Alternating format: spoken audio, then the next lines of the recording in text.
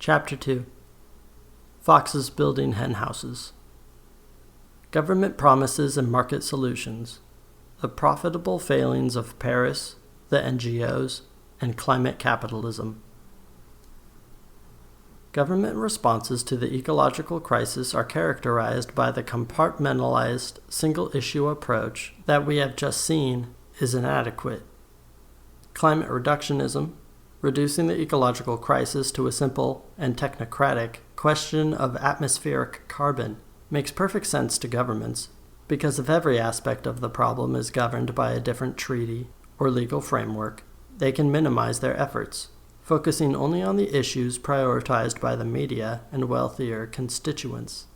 Though warming and climate migration are part of the same issue, governments can make grandiose promises about reducing emissions, even as they further militarize the borders responsible for so many deaths. Yet government responses have also been a catastrophic failing for the issues at the center of their reductionist approach. To get a sense for this, we first need to understand why it is such an unmitigated disaster that the United Nations Framework Convention on Climate Change adopted the much-lauded Paris Agreement in 2016 and not, say, in 1978. Climate change is not a new idea. We have already seen how colonizers in the Americas, from the 15th to the 19th century, advocated deforestation in order to intentionally cause a change to regional climates. As for global climate change, that has been a concept for more than a century. In 1876, anarchist geographer Peter Kropotkin made a connection between industrial pollution and the melting of Siberian glaciers. 20 years later, the Swedish scientist Svante Arrhenius quantified the role of carbon dioxide in keeping the planet warm and suggested that the industrial burning of coal might produce a noticeable increase. In 1938, Guy Stewart Callender, a British engineer, published evidence that CO2 levels and temperatures had been rising over the prior 50 years. In 1958, scientists projected that atmospheric carbon would increase by 25% by the end of the century, causing major changes to the climate. President Johnson's Science Advisory Committee warned in 1965 that the burning of fossil fuels could create a runaway greenhouse effect. And in 1968, the Stanford Research Institute predicted the melting of the ice caps, the rise of sea levels, and a substantial increase in temperature that could likely affect global climate by the year 2000. Incidentally, Stanford carried out their report for the American Petroleum Institute. In 1967 and 1968, Exxon and Shell Oil, respectively, filed away internal reports that their activities were causing the air pollution that today is responsible for millions of yearly deaths. In 1969, NATO began studying climate change as a possible security threat. At this point, most climate scientists agreed on global warming, although there was not yet a consensus. A survey of scientific studies published between 1965 and 1979 found that 44 predicted global warming while only 7 predicted cooling. Droughts in Africa, Ukraine, and India in the early 70s caused major food shortages and spread concerns about the possible effects of climate change. In 1978, the World Meteorological Organization announced their agreement with the greenhouse theory, and in the following years, further measurements and discoveries gave an increasingly convincing and complex picture of anthropogenic climate change. In 1988, hundreds of scientists gathered in Toronto and concluded that pollution caused by humans was already having harmful consequences in many parts of the world. They recommended a 20% reduction in emissions by 2005. That same year, the WMO and the UN formed the IPCC. In other words, we already had strong evidence in the 1950s that climate change caused by fossil fuels was a serious danger threatening the planet, and comprehensive studies in the 1960s showed that this view was probably correct. By the 70s, we can speak of a scientific consensus on climate change that was consolidated throughout the 80s. Nonetheless, it was not until 2001 that the consensus was finally announced to the world in a very public way, as 34 different national scientific academies and 2 important international scientific councils formally declared in favor of this view, as did the IPCC in its 3rd assessment report. From the moment when a strong majority of climate scientists were predicting dangerous global warming, including those funded by the petroleum industry, 20 years went by before the UN devoted significant attention to the problem. 33 years went by before the international scientific community announced their consensus in a highly public way. And 37 years went by before the first international treaty, purportedly aiming to reduce greenhouse gas emissions, went into effect. As for governmental treaties that have actually led to greenhouse gas reductions, we are still waiting, more than 60 years later. The lag time, half a century between a strong scientific majority and some semblance of a coordinated government action, shows how dependent our institutions are on the extractivist industries responsible for the ecological crisis. The media present an extreme case. In the 1970s, mainstream news articles about climate change abounded, but they were all warning people about global cooling, claiming that meteorologists couldn't keep up with all the new evidence. In the 80s and 90s, corporate media covered the topic with a blanket of silence as they shifted to a more subtle strategy of contention, treating both sides of the debate as equally valid, giving huge platforms to scientists in the pocket of the oil industry who claimed that global warming could be beneficial, or that such changes were natural. Eventually, they shifted to delay tactics, and the media and the fossil fuel lobby boosted the kind of naive environmentalism that put all the focus on individual consumer choices. Simultaneously, conservative media outlets accelerated their campaign of climate denial and deliberate misinformation, spreading ludicrous conspiracy theories about environmental activists somehow profiting off their opposition to the multi-billion-dollar petroleum industry. The hypocrisy is staggering, considering that just 5 major oil and gas companies spend $200 million every year on lobbying designed to control, delay, or block binding climate-motivated policy. Capitalism in general has plenty of mechanisms to indirectly control a nominally free media and guide policy debates in democratic governments. Up until the end of 2006, 52 major news sources that were polled across the world only mentioned climate change a couple of times a month. Media interest spiked in 2010, but between 2011 and 2015, climate change fell out of the news again, almost as low as pre-2006 levels. In 2 weeks of hurricane coverage in the U.S. in 2017, 8 major TV networks mentioned climate change only 5% of the time. In other words, people were losing their homes and hundreds were dying, but on the whole, the media refused to educate people to the fact that climate change had been making hurricanes more frequent and more deadly. ABC and NBC both completely failed to bring up climate change during their news coverage of Harvey, a storm that caused the heaviest rainfall ever recorded in the continental U.S. Longer-form media also tends towards misinformation. In 2020, as I was beginning research for this book, not a single one of the top 10 titles on climate change recommended by Amazon was an evidence-based work about the dangers and possible solutions. On the contrary, what came up were industry-promoted bestsellers about how climate change was not such a big danger, or that protecting the economy was more important. The closest thing to a sensible perspective was a sort of self-help narrative on dealing with the anxiety we may feel about our dying planet. Inaction and prevarication on the part of the government, media, and other private companies seemed to be a case of the wealthy and powerful not taking the problem seriously. But that explanation does not fit the available evidence. Energy companies are both informed and sober as they study oil futures and decide whether to invest in fossil fuel infrastructure or alternative energies. Insurance companies are deadly serious when they calculate risks and losses from warming aggravated disasters.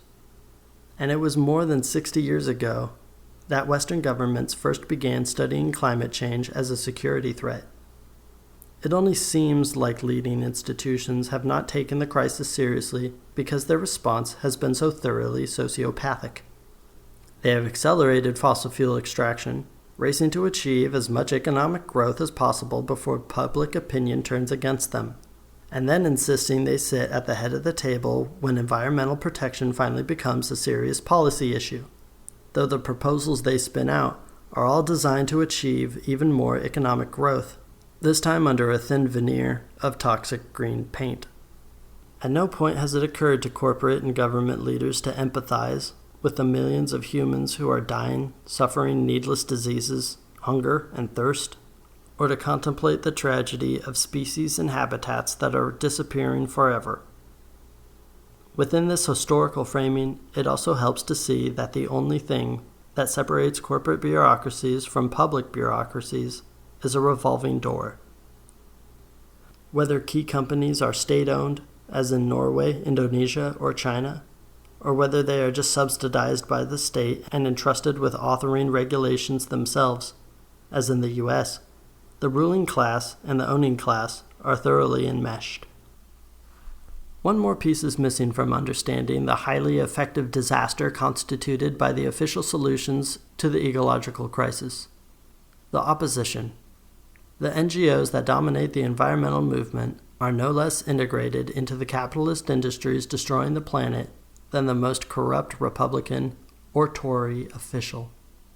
At an increasing pace through the 90s, environmental NGOs shifted to a strategy of partnership with big business, increasingly accepting corporate donations and leasing out their logos to grace the products of Coca-Cola, Clorox, British Petroleum, Shell Oil, Unilever, McDonald's, Boeing, Monsanto, Starbucks, Walmart, and IKEA to convince consumers to keep shopping. Each of these companies have received the approval of and generously donated to NGOs like World Wildlife Fund, Sierra Club, the Nature Conservancy, the Environmental Defense Fund, the Conservation International. Even Greenpeace, one of the few that does not accept corporate donations, lends extremely destructive corporations like Unilever its good reputation through partnerships. The relationship between NGOs and corporations has become so tight, many share board members like BP and WWF. The Sierra Club accepted over $27 million in donations from the gas industry between 2007 and 2010, while the Nature Conservancy has accepted millions for the ludicrous project of helping BP carry out sustainable oil extraction. There are small NGOs that are effective at providing resources to those with immediate needs of survival. Those that operate boats rescuing migrants from drowning in the Mediterranean come to mind. But to avoid the age-old dynamic that sees little fish turn into big fish, the entire context needs to be radically shifted. Grassroots movements are resourceful, but there is no doubt that we need more resources on the ground. However, it is never worth it if we give up our autonomy and our revolutionary horizons to achieve those resources. And selling out is a major industry. Social critics have already drawn attention to the nonprofit industrial complex. The higher the stakes are with climate change and the ecological crisis, the greater the institutional pressure to sell out, and the greater the reward. Greenwashing pays off. The CEO of the Wildlife Conservation Society was paid $1,636,145 in 2019, while the CEO of the World Wildlife Fund was paid $1,455,444, putting them high on the list of the highest paid charity CEOs, especially when one considers how many of the other charities on the list are connected to profitable medicine, research, and real estate industries. These salaries, already crass profiteering off of the dire situation of the life on this planet, become even more shocking when we see how they have evolved. 10 years earlier, in 2009, the CEO of the U.S. branch of the WWF was paid $455,147. What caused his salary to triple? Did the big NGOs suddenly get more effective at forcing governments and business partners to protect the environment? On the contrary, the last 2 decades have been a solid streak of missed targets and broken promises, from biodiversity to carbon emissions and more. What are these unjustifiable pay raises reminiscent of? The financial bosses who also saw their salaries skyrocket, even as the monetary system they supposedly safeguarded tumbled into recession, leaving the rest of us battling unemployment, evictions, and pay cuts. There should be no mistake. The NGO elite are a part of the mercenary apparatus that is selling the planet piece by piece. Now that the stage is set, we can watch the performance. The Paris Agreement and the Kyoto Protocol before it seem to be little more than publicity stunts. Even as the 2005 Kyoto Protocol was touted as a success, global emissions rose by 32% from 1990 to 2010. The Paris Agreement, with 189 signatories since it was launched in 2015, sets a goal of limiting climate change to 2 degrees Celsius above pre-industrial levels. It is hard to know whether to criticize Paris for its illusory goals or its insubstantial methods.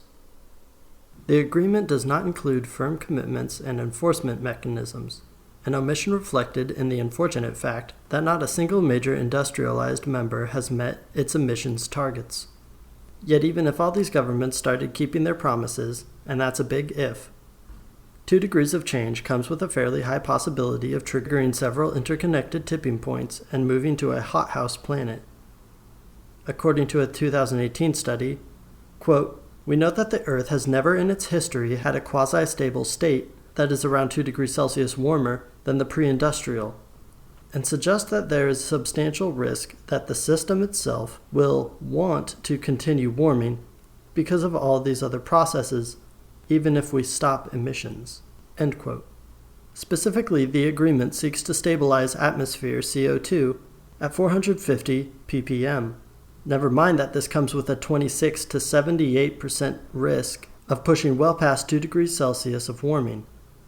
Acceptable odds for world leaders. Many economists are happy, though. Their cost-benefit analysis suggests that a 3 degrees Celsius temperature rise would be ideal. We can only imagine the low monetary value they place on the lives of tens of millions of people who are dying, and all the species that are going extinct. Has Paris made it clear that a new green economy is on the way? The World Banks don't think so. Since 2015, the 60 largest banks have financed fossil fuel companies to the tune of $3.8 trillion, and the loans are only increasing in quantity. The planet's governments are on the same page. Collectively, they provide $500 billion in subsidies to the fossil fuel industry every year. These are the governments we are entrusting with the solution to the problem. It is no wonder that a Shell Oil executive was caught boasting about how they helped write the Paris Agreement, particularly the sections that allow for carbon trading. As Laura Terzani writes, "Net zero emissions is not zero emissions." In practice, net zero usually means wealthy countries passing the responsibility for their emissions onto poorer countries through creative accounting. When we pare down the ecological crisis to the demands of climate reductionism, talking about capitalism is dismissed as off-message. Should it be any surprise, then, that the climate policy has just become a new scam, allowing the wealthy to make even more money? It's worse than mere profiteering, as a social war analysis would lead us to suspect. Carbon trading creates a market for major land grabs across the global south, a final nail in the coffin for the world's peasants, and a continuation of the colonial dynamics that export the costs of the ecological crisis to poorer countries. It is also a key part of payment for ecosystem services, a way of quantifying and constructing the natural environment as a service provider, commensurable with financial markets, which in turn constitutes a pillar of property-based counterinsurgency, the pernicious and often brutal repression of movements to defend the land. Placing our trust in Paris is an extremely precarious proposition, As democracy unravels, fewer and fewer governments are following a consistent course and policy.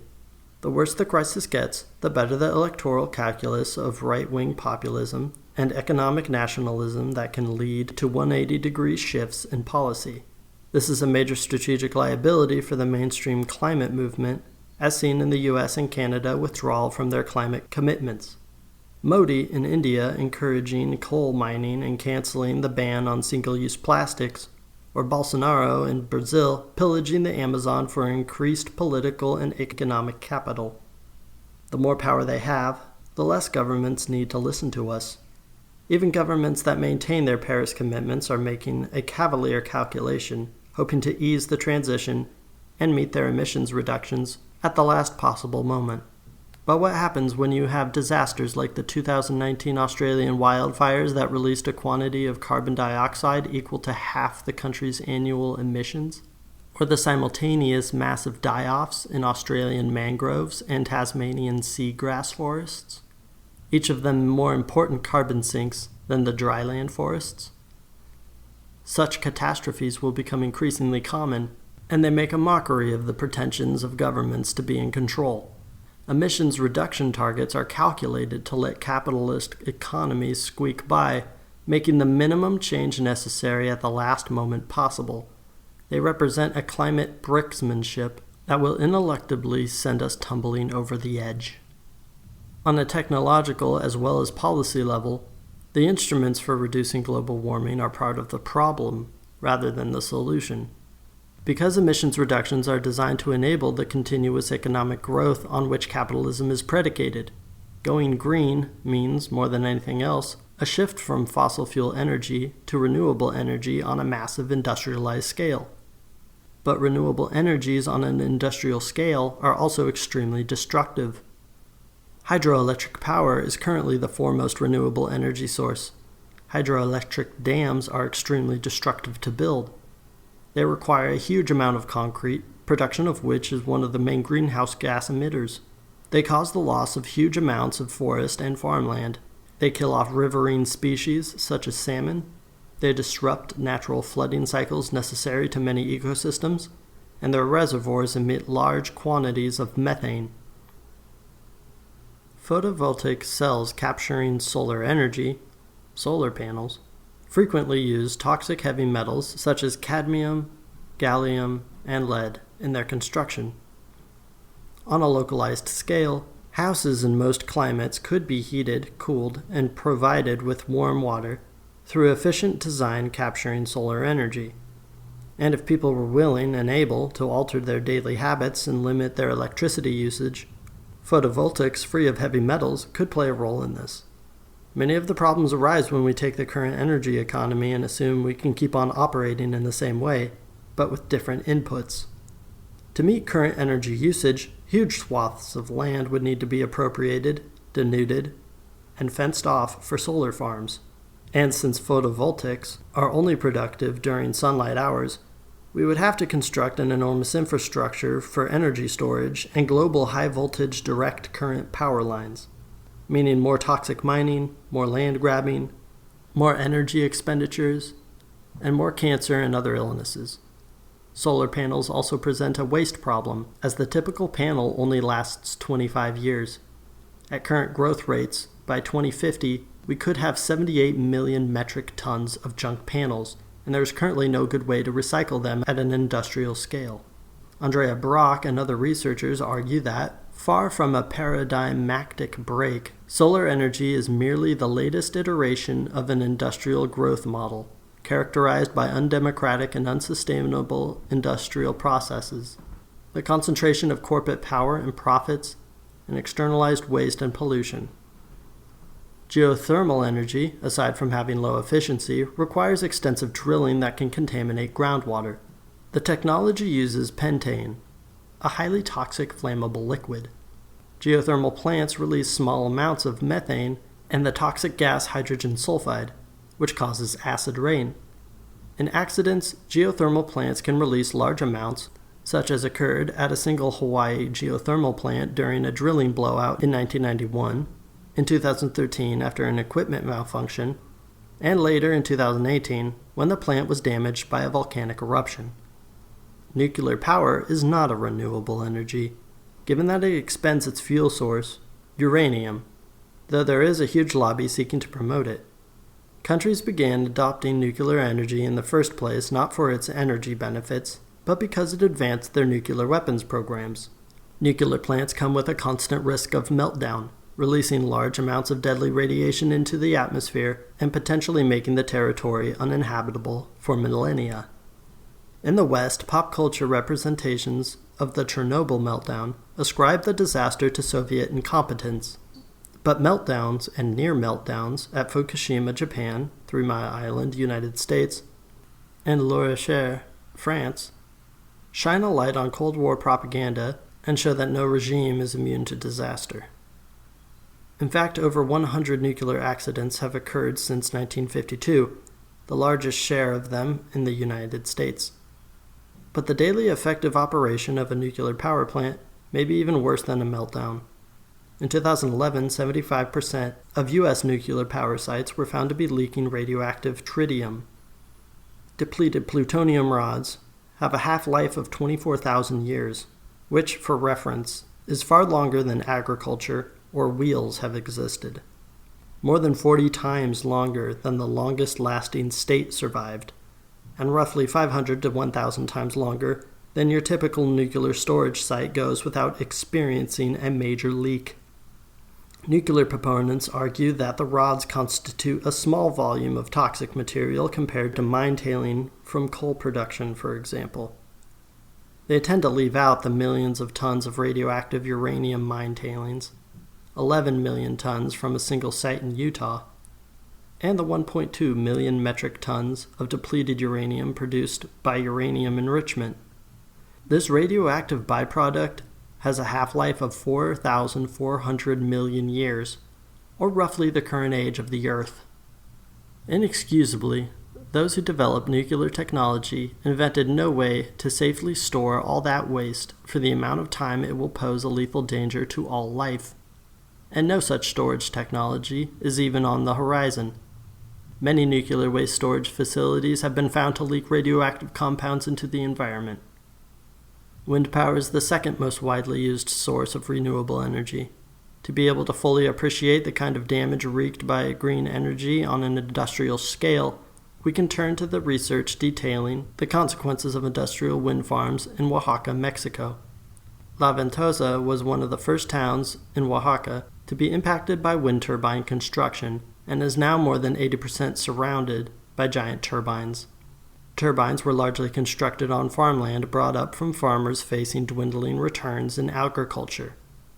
In other words, a precondition for the land grab was forcing local residents from a subsistence economy in which communities fed themselves and preserved indigenous practices of commoning into a global monetary economy that systematically drives farmers out of business.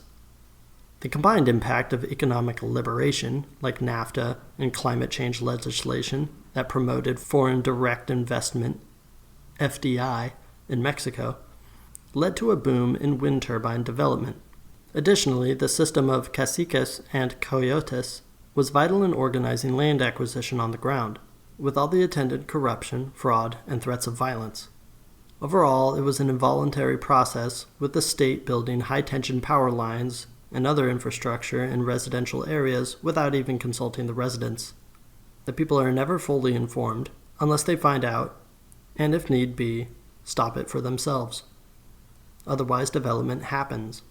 Turbine construction damages soil, depletes groundwater, causes erosion and flooding, contributes to deforestation, and the turbines themselves kill off both terrestrial animals and birds, and frequently leak oil, contaminating the soil and drinking water. Local farmers have reported their cattle dying off, or no longer reproducing, and residents who live closest to the turbines report headaches, dizziness, digestive problems, vomiting, nosebleeds, exhaustion, and insomnia, possibly due to the noise pollution and vibrations caused by the turbines, as well as fumes from the leaking oil. Most jobs connected to wind turbines disappeared after construction was finished, and the best jobs were reserved for foreign experts. Similar to the man camps that spring up around fossil fuel extraction sites in North America, leading to a sharp rise in violence against indigenous women, foreign experts working for the wind farms also embodied predatory practices towards local women, frequently marrying into local families to acquire land titles, shifting those titles to the wind industry, and then moving back to their real families in Spain or the United States, leaving abandoned women, children, and broken communities in their wake. Energy produced by the wind farms in Oaxaca go to major companies like Walmart, cement producer Cemex, and major food processing and mineral extraction companies, thus allowing some of the most destructive industries and consumer lifestyles to appropriate the language of sustainability and paint themselves green. Their use of wind energy also allows industries new possibilities of receiving climate and clean technology funds and loans. In fact, the La Mata and La Ventosa Wind Park became the World Bank's leading clean technology fund, CTF, project in Mexico. Energy production is also being linked into an energy export-oriented model that seeks to power industrial zones, private industry, and other countries, providing the electricity for the Maquiladora corridor, envisioned as part of a much-criticized Plan Puebla Panama that favors U.S. consumer economy through environmental degradation and the exploitation of workers in sweatshops throughout Central America. Wind energy development in Oaxaca has further integrated locals into the global economy, but the results have been an influx of drugs, a much higher cost of living, rents skyrocketing up by a factor of 10, and, ironically, more expensive electricity. Most residents reported no social benefit from the development, and bitterly recalled the promises made by major corporations like Iberdrola that resulted in little more than photo ops. The kind of development brought by the wind farms has also gone hand in hand with counterinsurgency interventions. For example, the participatory mapping of indigenous territory and resources in Oaxaca, organized and funded by the U.S. military, with aid of the geographers from the University of Kansas. The mapping was officially carried out with a green capitalist logic, but its primary intention was to gather intelligence on emerging and asymmetric threats to the United States for the purpose of preparing for conflict. Ironically, one of these asymmetric threats blossomed and forced the cancellation of the mapping project, when the people of Oaxaca rose up in 2006 and took control of most of the state, organizing in a horizontal way largely informed by indigenous traditions. Similar conflicts and ecological destruction connected to industrial wind farms have been documented in Scotland, Wales, Sweden, Spain, Greece, India, Kenya, Brazil, Chile, and the United States. Green energy is often used to give extremely destructive corporations a better image, and also win them access to the subsidies that are the main weapon of the climate change legislation, from Paris Agreement targets to the Green New Deal. Renewable energies are often directly linked to fossil fuels. Germany is destroying the ancient Hambacher and Dannenreude forests in order to mine lignite, the dirtiest form of coal, in some of the deepest open-pit mines in the world. Yet they tout their use of green energy to run pumps and other infrastructure at the coal mines, and they have recently announced that they will turn one old coal mine into a giant hydropower battery for storing excess solar and wind energy. Justin Trudeau, the progressive Prime Minister of Canada, entered office with promises to respect treaty rights and improve relations with Indigenous peoples. But the central push of his administration has been to deforest and eviscerate the center of the country with highly contaminating tar sands extraction and enforce the construction of oil pipelines through unceded Indigenous territory. Trudeau tried to improve his image by promising that the Trans Mountain Pipeline expansion, slated to pump 890,000 barrels of oil a day through highly sensitive ecologies, would come with tax money that would be dedicated to green energies. Green energy is also used as a justification for unregulated, ruinous mining on the sea floor, with the argument that the destruction of the very foundation of the marine ecosystem will produce the minerals necessary for batteries and other renewable energy infrastructure. Meanwhile, renewables are being used to justify the privatization of energy in South Africa. The green economy is fully integrated with the regular economy in other ways as well. Tech companies from Microsoft to Tesla like to style themselves as leaders in the climate crisis, the ones who will come up with the innovative solutions, a completely new kind of capitalist when compared with the dinosaurs of Exxon or Ford. However, there is no such thing as clean money. Big data depends on fossil fuel companies for a huge chunk of their profit. Cloud computing, led by Amazon, Microsoft, and Google, depends on billions of dollars in revenue from the major oil companies, which in turn depend on AI in order to increase the output of their wells, thus fueling more global warming. And all such companies rely on the capital provided by investors, who make that capital doing whatever turns a profit, no matter how destructive that activity is. Capitalism is defined by an amoral system. That is why, for as long as capitalism has existed, no economic practice, no matter how repugnant, from slavery to the manufacture of weapons of mass destruction to the distribution of addictive substances, has ever been effectively prohibited. One key to maintaining a consumer economy and the lifestyles taken for granted in wealthy countries is a switch to electric cars.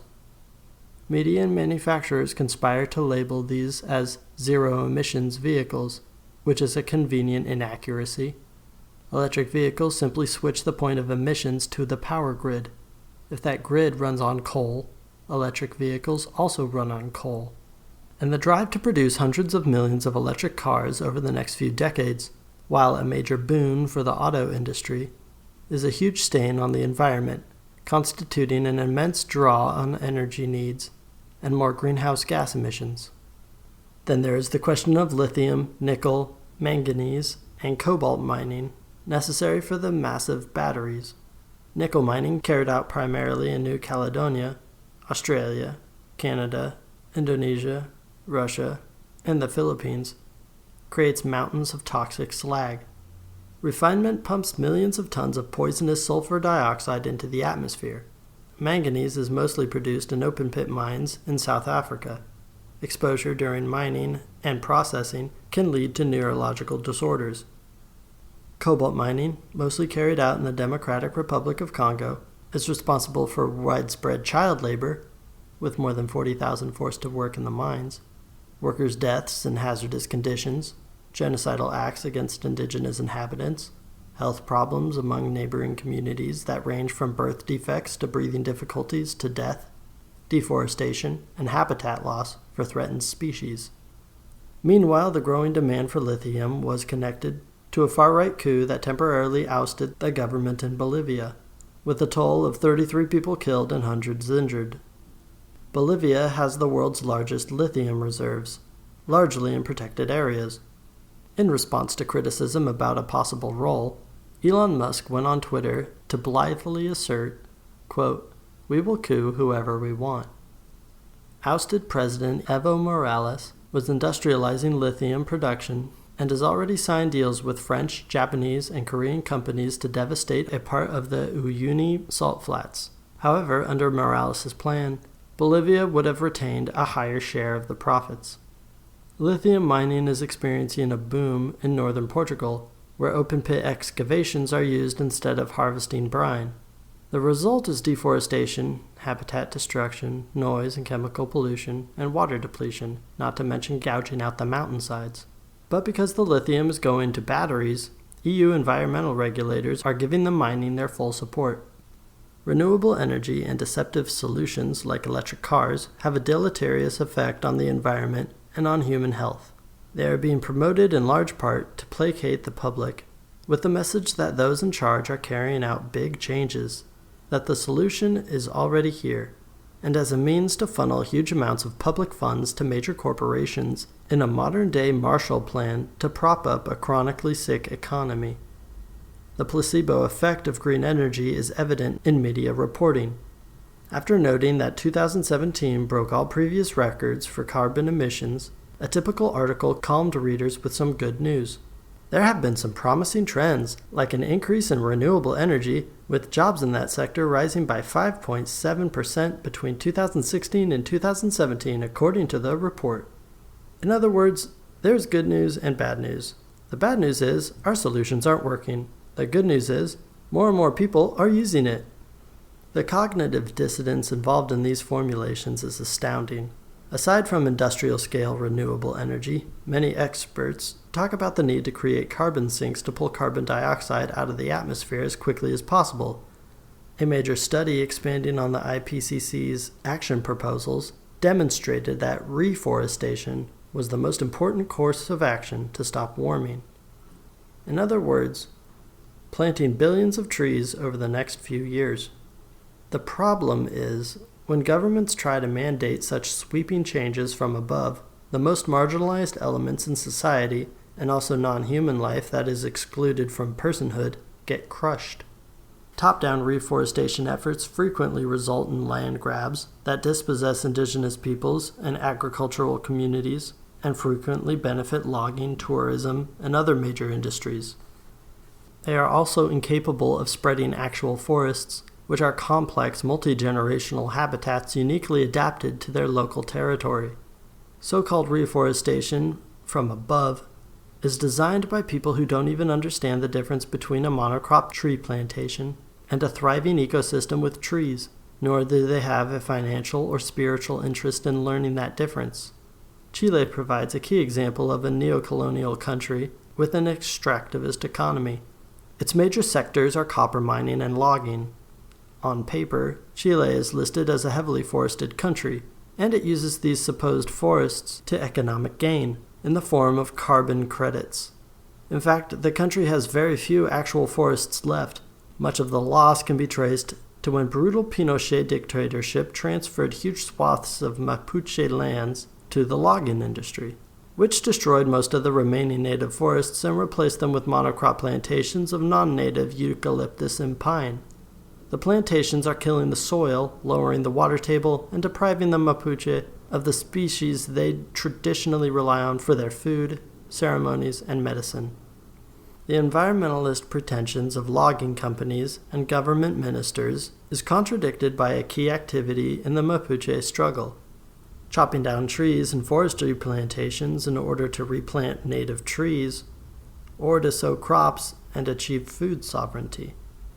Much indigenous territory is also threatened by ecotourism, another government corporate scheme for domesticating and exploiting the land that masquerades as a solution to the ecological crisis. Selling a destination as pristine in the Western imaginary requires expelling the local inhabitants or converting them into guides, cleaning staff, and other invisibilized sidekicks to the conscientious tourist. The low quality of jobs in the tourism sector and the need to attract wealthy customers from the global north reveal this is just another iteration of colonialism, and one fully integrated with the destructive airline and cruise industries. Economic recessions show how unsustainable the approach is. When we treat nature as a monetized resource, the shift from cameras back to chainsaws actually occurs quite quickly when the economy demands it. Even when the chainsaws can be kept at bay, the practice of conservation has generally meant roping off huge areas and evicting the human inhabitants. This is because the world's dominant institutions continue to hold an aporophobic, aristocratic view of nature that excludes humans. Since, for the wealthy, food and survival appear automatically, their God-given entitlement, nature is something external, distant. It can be set aside for specifically delineated upper-class enjoyments, whether hunting, sightseeing, or scientific research. They certainly don't contemplate humans as a necessary part of the ecosystem. It should be no surprise, then, that the paramilitary park rangers paid for by major environmental NGOs like WWF have been accused of genocidal practices and acts of violence against indigenous people in the Congo, Cameroon, Botswana, and elsewhere. This includes the WWF's expropriation of Baka lands in Central Africa, which were then commercialized with concessions to logging companies and trophy hunters, paired with violent attacks by paramilitary park rangers. There are also cases of ex-soldiers from the U.S. returning from neo-colonial duties in Afghanistan and being recruited for the good cause of shooting alleged poachers in African forests, the prohibition of hunting by San peoples in the Kalahari Desert with the support of the British government, the execution of poor villagers gathering firewood in the Zambezi National Park, and the planting of high-powered weapons or elephant tusks next to the executed indigenous hunters in order to portray them as highly paid poachers. And all this in a context in which lucrative trophy hunting by wealthy white people, from Eric and Donald Trump Jr. to the King of Spain, is a part of the financial calculations of conservationism. Nor are such practices exclusive to Africa. Informants near Kaziranga National Park in India are paid $1,000 if they get a tip that leads to the killing of a poacher, leading to an industry that preys on those who continue a traditional relationship with the forests. The semi-nomadic Gujar of Kashmir follow their herds, staying in different homes in the summer and winter. For countless generations, they have been stewards of the region's forests. Yet it was the Wildlife Protection Department that began demolishing their homes. In Oaxaca, Mexico, at the site of the previously mentioned industrial wind farms, paramilitaries working for the energy companies often work with the police to attack or detain so-called poachers in the areas deforested by the turbines. A UN convention on biodiversity planned to place 30% of the world's land area in a conservation was the target of an open letter that took issue with how the plan continues the marginalization of rural people who will be the most affected by its measures, and ignores decades of research and experience on the social impacts of conservation. Even conservation programs designed to be feminist and decolonial, in opposition to the dominant trend of green militarization, tend to be severely limited in what they can achieve, because as documented by Laura Terzani, in the case of an all-female anti-poaching unit in South Africa, a fundamental change cannot be brought about and operate within existing unequal and unjust structures. Because all accumulation in a capitalist system accelerates further accumulation, the rollout of renewable energies is being accompanied by an increase in fossil fuels. A similar thing happened in the 80s, when energy efficiency increased, encouraged in no small part by the consumerist environmental movement of the day. And due to capitalist price dynamics, total energy usage also increased. In other words, technological improvements touted as being good for the environment often have the opposite effect. Fossil fuel infrastructure constitutes a huge amount of fixed capital that fossil fuel companies are not going to walk away from, and they have a fair amount of leverage over production efficiency and price, spurred in part by green technologies like carbon capture to make sure the economy keeps buying and burning. With carbon emissions not slowing down in time to avoid surpassing 2 degrees Celsius of warming, a large number of climate experts and entrepreneurial capitalists are turning to questions of geoengineering and carbon removal. In After Geoengineering, Holly Jean Buck provides a useful review of many of the methods being developed and the difficulties and limitations they entail. Since carbon capture is being sold as a way to buy more time, she poses the question, time for whom, and for what? Are we buying more time for endangered species, threatened inhabitants, and vulnerable human populations? Or are we buying more time for governments and companies to continue enriching themselves and to slowly wean themselves off of fossil fuels when it is convenient to their profit margins and geopolitical strategies?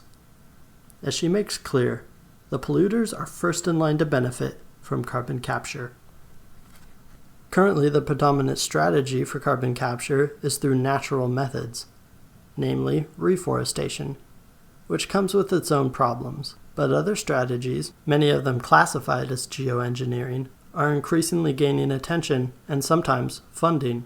Examples include injecting carbon pulled out of the atmosphere into cement or into bedrock where it mineralizes, liquefying carbon and storing it in old gas and oil wells, constantly seeding the upper atmosphere with aerosols that will reflect sunlight, dusting agricultural soils with ground-up minerals that increase carbon retention, or running huge offshore plantations for genetically modified algae to be used as a fuel source. The main real usage of any of these technologies at the moment is by the fossil fuel industry injecting captured carbon into its wells to displace oil or gas and increase output, known as enhanced oil recovery. I agree that we need to consider all of these proposals since it is a matter of stopping mass starvation and saving species from extinction, but only if we can do so fully aware of their true dimensions. First off, we need to consider the cane toad phenomenon, whereby interventionist technologies introduced to solve problems created by earlier inventions create even bigger problems, as Western colonial civilization fumblingly developed an interventionist, mechanical understanding of ecology. In this case, in Australia, they released the giant cane toad as a predator to control runaway populations of rabbits, an earlier colonial introduction. But the cane toad ended up eating everything, decimating many native populations. The truth is, at the intersection between knowledge and business that constitutes almost all of today's scientific practice, there is a solid tendency to pollute first and look into the health problems later, from plastics to PFOA to phthalates. If you dangle a dollar bill over a cliff, today's science-driven industries will jump and assume they can use their earnings to buy a parachute before they hit the bottom. A pertinent example of this phenomenon is how carbon capture at scale will require a massive infrastructure including a huge network of pipelines for transporting carbon from its capture site to its storage site. The fossil fuel industry are the only players in this current context with the ability to build and profit from this infrastructure. And the reality is, all pipelines leak. From February 2019 to March 2021, there are around 320 oil and gas-related incidents, oil spills, fires, blowouts, and gas releases, just in the northwestern corner of New Mexico, mostly on Navajo Nation land. One such incident was the leakage of 1,400 barrels of fracking slurry into the local watershed. Shall we now build more pipelines for the sake of the environment? This is yet another proposal sopping in climate reductionism, environmental racism, and coloniality. In the case of carbon pipelines, a leak would mean death by suffocation for all animal life forms nearby. Beyond cane toads, we need to consider the very question of what we consider to be technology. After all, the Amazon rainforest constitutes a massive technology resulting from thousands of years of intelligent and reciprocal influencing by hundreds of native peoples. Next to them, carbon capture experts are amateurs. At this point, it becomes necessary to distinguish between two very different paradigms of technology. What we can call interventionist or engineered technology is a Trojan horse for beliefs of human supremacy and practices of extractivism, exploitation, and depersonification of the other, against which the technology is deployed. Today it is fully wrapped up in the legal regime of intellectual property and the institutional framework of the profit-oriented academy, laboratory, and research institute. It is a technology of enclosure, of the alienated worldview that looks down at our lives from above in order to impose a plan that necessarily divides governors and governed, designers and inert material. On the other hand, we have popular or traditional technology, which belongs to, is developed and passed down by a community, which is territorially specific, nuanced, and reciprocal, which constitutes a form of dialogue and commoning, and therefore tends to be ecocentric, and which is necessarily anti-colonial. Half of any technology is deployment, how a specific artifact is integrated and mobilized throughout society in conjunction with other technologies and organizational techniques. Currently, interventionalist technologies are deployed by a massive ecocidal infrastructure, and their use is controlled by corporations governed by the need to profit. The institutional paradigm reinforces technocratic, quantitative thinking that is reductionist and blind to complex realities on the ground, putting well-meaning scientists in bed with entrepreneurs and economists, giving rise to figures like the carbon budget that normalize the extreme suffering and damage that are already widespread. To discuss BECCS, or rocks for crops, in the current context, as though once we invent these marvelous things we will be able to use them in a sensible manner, is to be completely oblivious to our surroundings. The extreme naivete of brilliant scientists should never be underestimated. It was, after all, pacifists who gave us nuclear weapons, particularly Einstein, Meitner, and Szilard. The infrastructural and cultural context, who holds power and how power is shaped and conceived, matters. The intentions of inventors and researchers do not. An acceleration of interventionalist technologies will only accelerate the tendencies of power as it already exists. Already, technologies for controlling the weather are exacerbating pre-existing conflicts. Seeding clouds to capture rain or prevent it has pitted owners of BMW factory lots in Mexico against local farmers, and contributed to the militarized conflict between China and India, with the latter unable to compete with the scale of the Chinese program to harness ever-diminishing rainfall.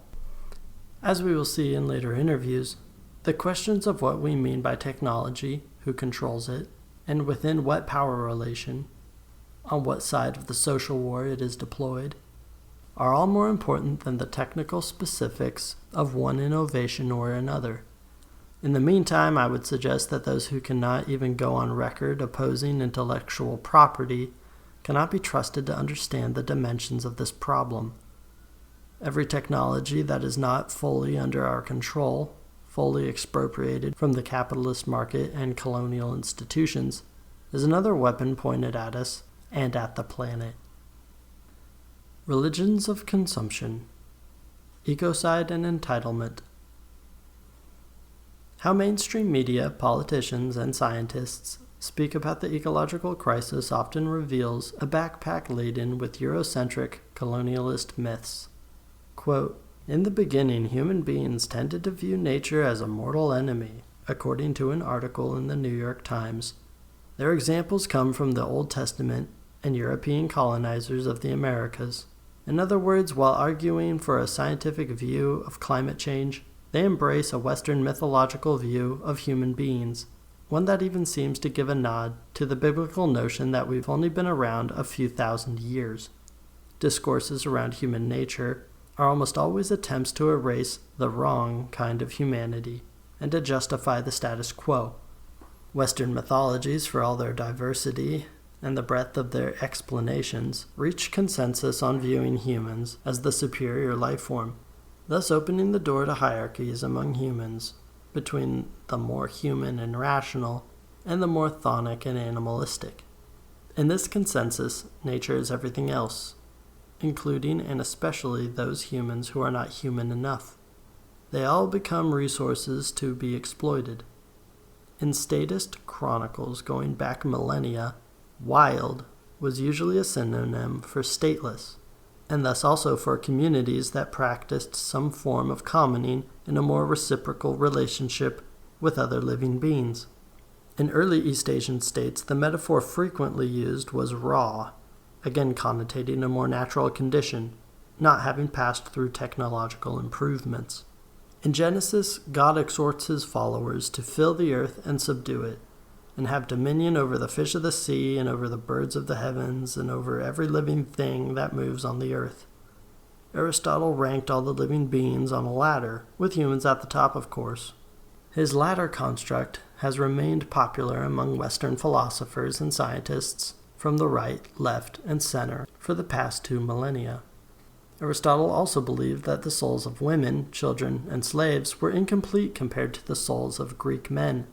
Cicero said that all things in this world which men employ have been created and provided for the sake of men.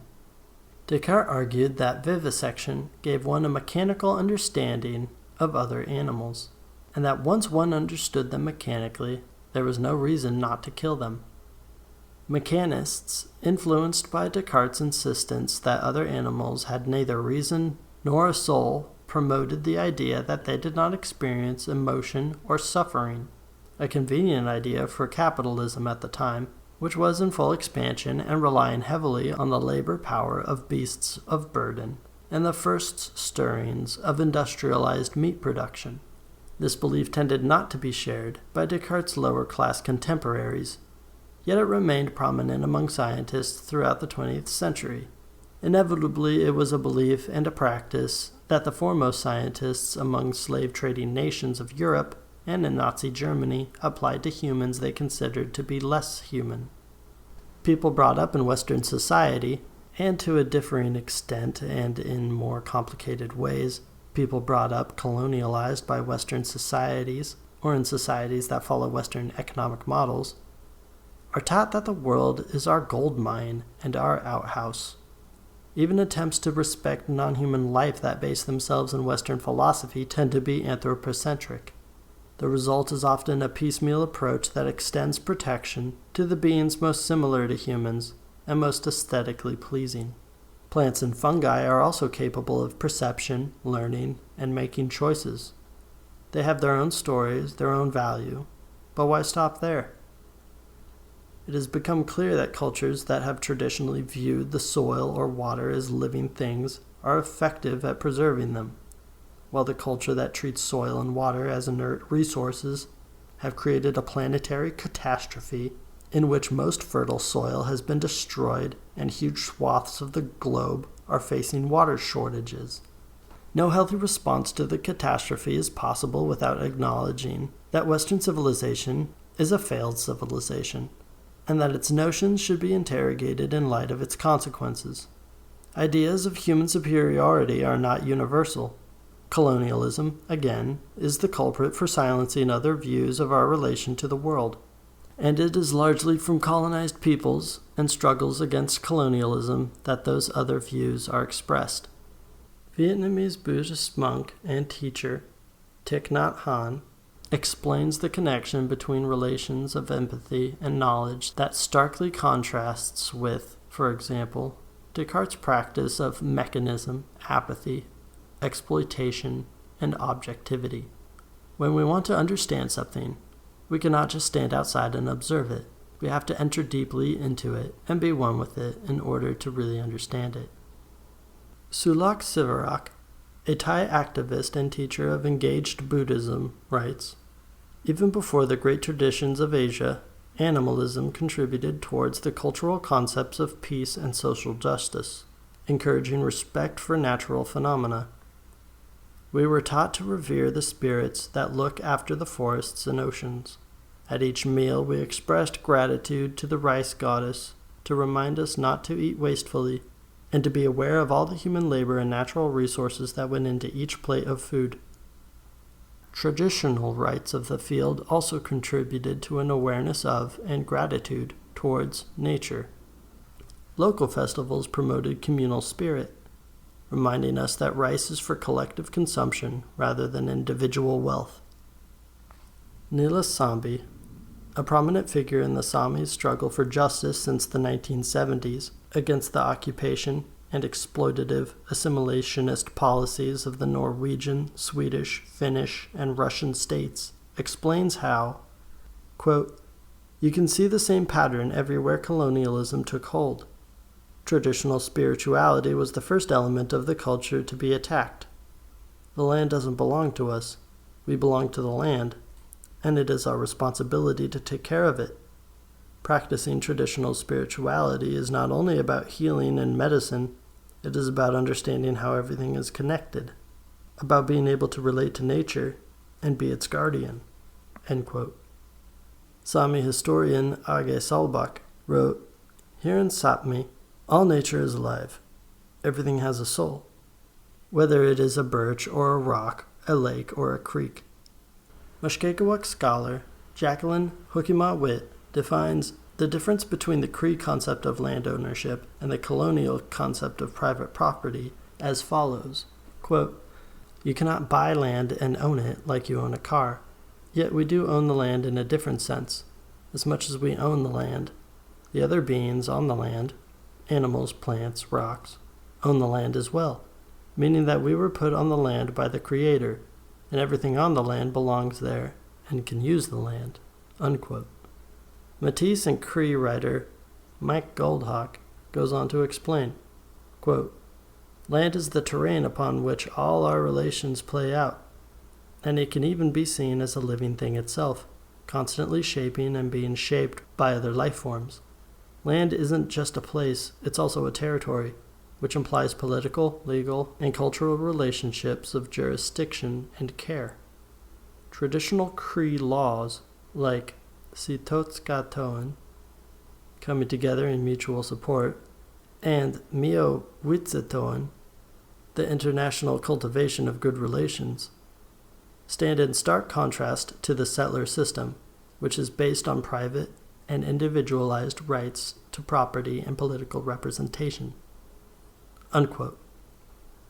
Kebe and Brandon Benally explain the Dene concept of k'e, which anthropologists catalog as a kinship system. It is much more than that, says Bahe, a huge overlapping philosophy that the whole universe is interconnected. But it's also these relationships that we have with one another and the elements that exist in the world, whether that be the weather or the water or the animals. Benally calls k'e our theory of everything. It's how we're connected to everything, but specifically how our kinship is reciprocated and maintained. Dr. Kulei Rogers, a Hawaiian coral reef ecologist, explains how the Komulipo, the Hawaiian creation story, talks about how the first two beings bring forth organisms in the order of importance. The first is the coral polyp, followed by the coral colony, then the marine creatures, then the terrestrials. The native Hawaiians understood that their connection to the sea was absolutely vital to their lives. Christian missionaries like Daniel Doe, whose family would go on to create the world's largest fruit canning company, came to Hawaii in the mid-19th century to destroy the indigenous belief in a spiritual connection with the sea and the earth, while also snatching up huge tracts of land for business ventures. Restoring the traditional relationship and the communal fishing practices that go along with it is vital to saving Hawaii's endangered marine ecosystem.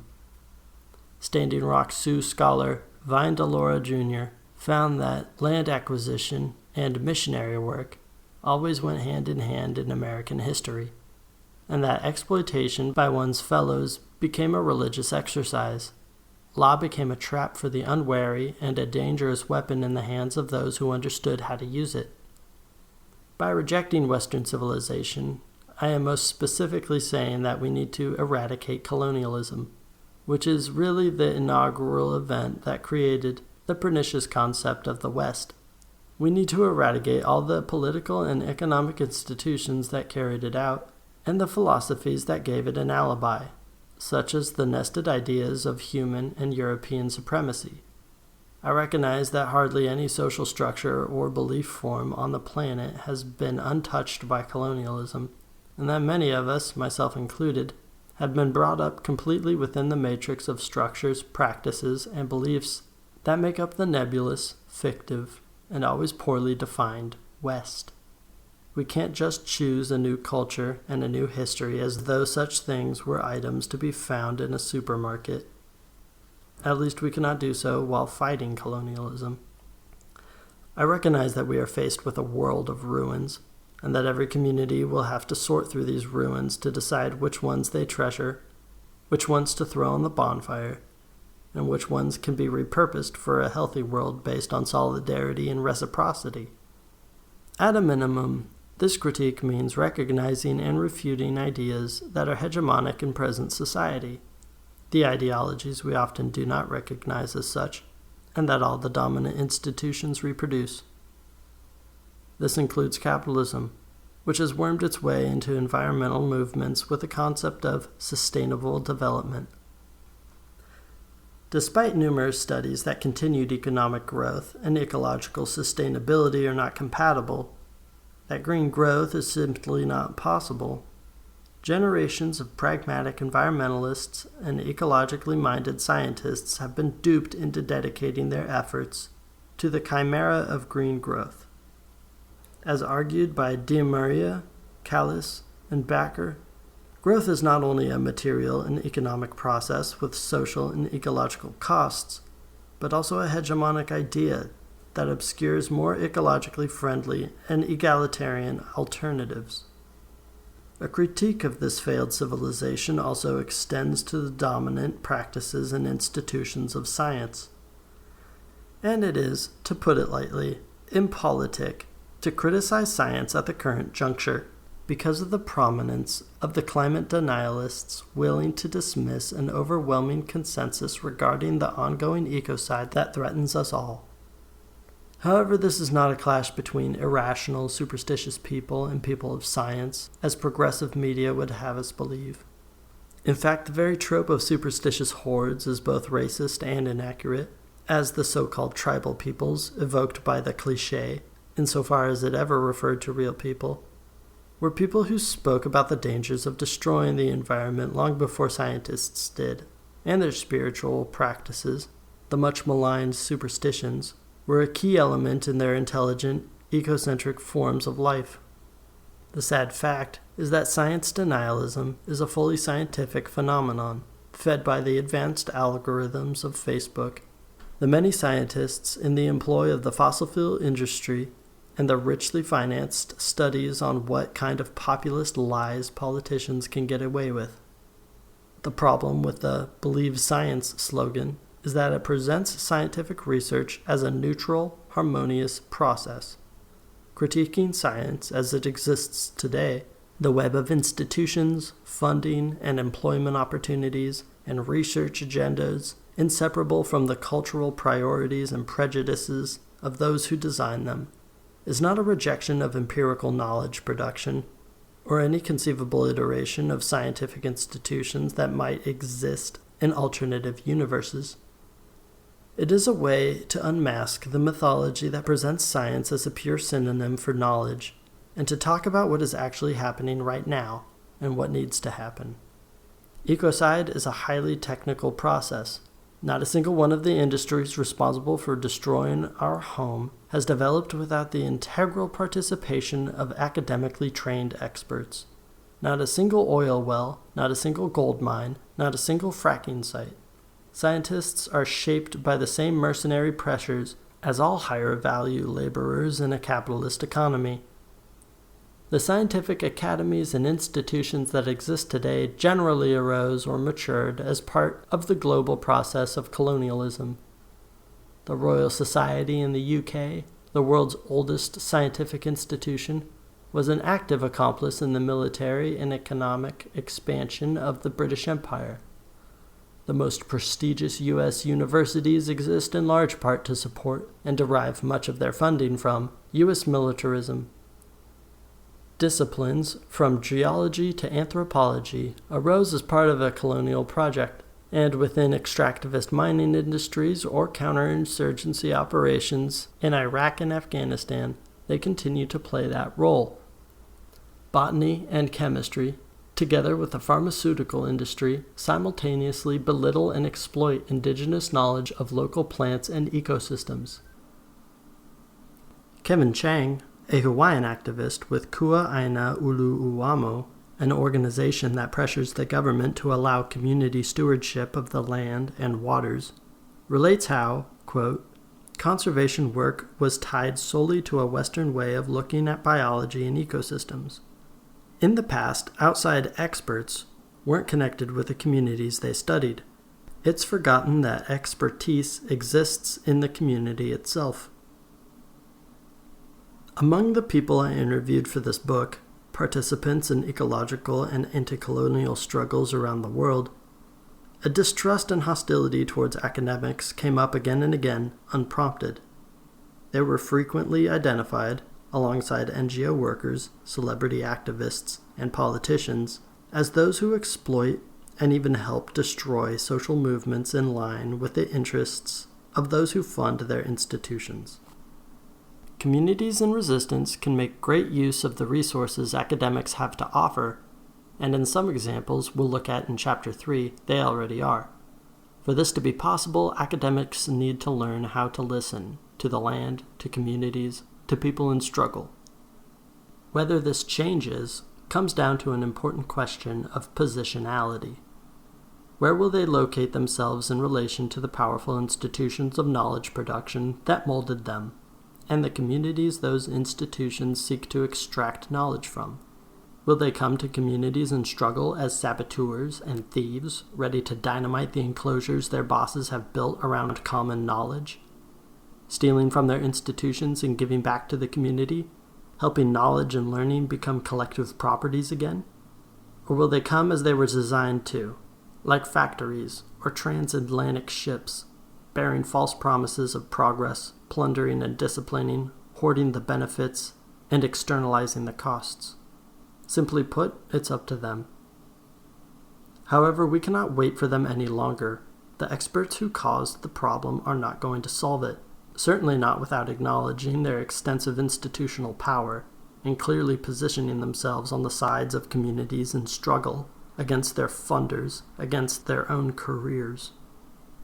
In the meantime, people are doing all they can to collectivize knowledge. This also means recognizing and harmonizing two different kinds: knowledge that is quantifiable, falsifiable, and universal, and knowledge that is situated, corporeal, historical, and self-aware. To place this critique within a living history of resistance, I spoke with Adriana Quena. Adriana has participated in the food and agricultural resistance movements in Venezuela of the past 2 decades, which in turn are heirs, of course, of much longer historical processes of struggle for the land and sovereignty in Venezuela.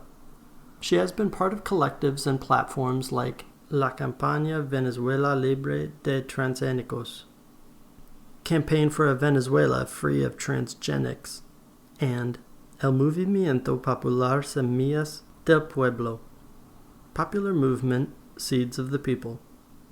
More recently, she has migrated to Barcelona, where she takes part in the urban garden Gior and La Cuina, an artistic laboratory working on food and politics.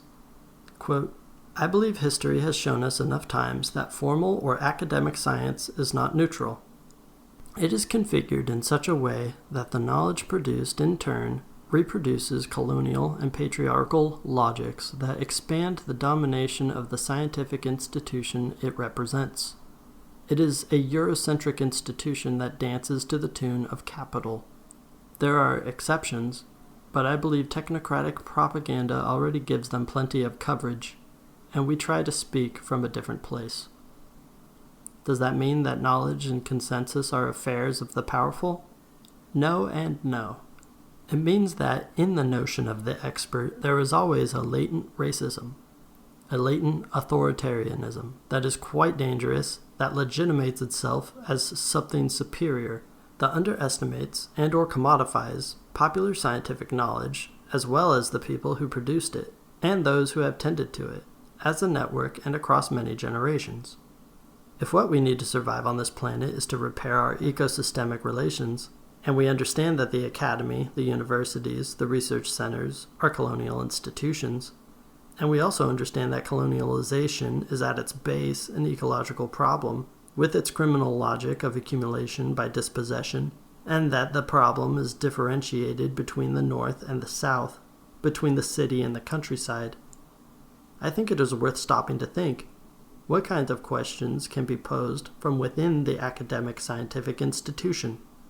And we should also ask, or at least doubt, how is it that the knowledge that arises exclusively from these institutions is more useful or more legitimate than the knowledge produced by people in their own territories, that have been wrapped up in absolute devastation, but also intense climate resistance for years now? I think that the scientific approximation of knowledge damages territories as well as the comprehension of the world that is possible, because it is too fragmented and because it homogenizes, tries to standardize solutions, and in doing so it loses, and sometimes annihilates, the adaptive and sustainable knowledge that has made human life possible on this planet for thousands of years. As a semi-urban, white-passing granddaughter of displaced peasants, I could feel how my path through the academy offered me, basically, the construction of a supremacist subjectivity with important degrees of self-hatred that did not allow me to even formulate coherent questions regarding the history of despoliation of our territories in Venezuela, nor to understand the needs and desires that beat in our hearts as a result of this history, of these resistances. The mere attempt to formulate those questions was considered subversion, and, as a result, persecuted. Once I had already learned this, I decided to study for real, and I shifted my gaze towards peasant and indigenous knowledge, and I realized that, 1, I am completely ignorant, and 2, the true science, which is to say observation, experimentation, innovation, and the transmission of popular knowledge and technologies in Latin America and, particularly in Venezuela, has resisted 100 years of modern petroleum-linked destruction and 500 years of colonial devastation. As I learned, listening, caring, and letting myself be cared for, sewing, navigating, singing, and cooking, I witnessed the arrival of technicians and experts of every type: engineers, anthropologists, agronomists, political scientists, bureaucrats, pedagogues, philanthropists, and activists. And I saw 1,000 times how that superior gaze made collaboration and a complementarity between knowledges impossible. Other ways of relating and producing knowledge are totally possible, but they don't teach them in university or in the government ministry. Global ecological problems like hunger, the loss of agrobiodiversity. From 10,000 edible species, current diets only deal in about 150.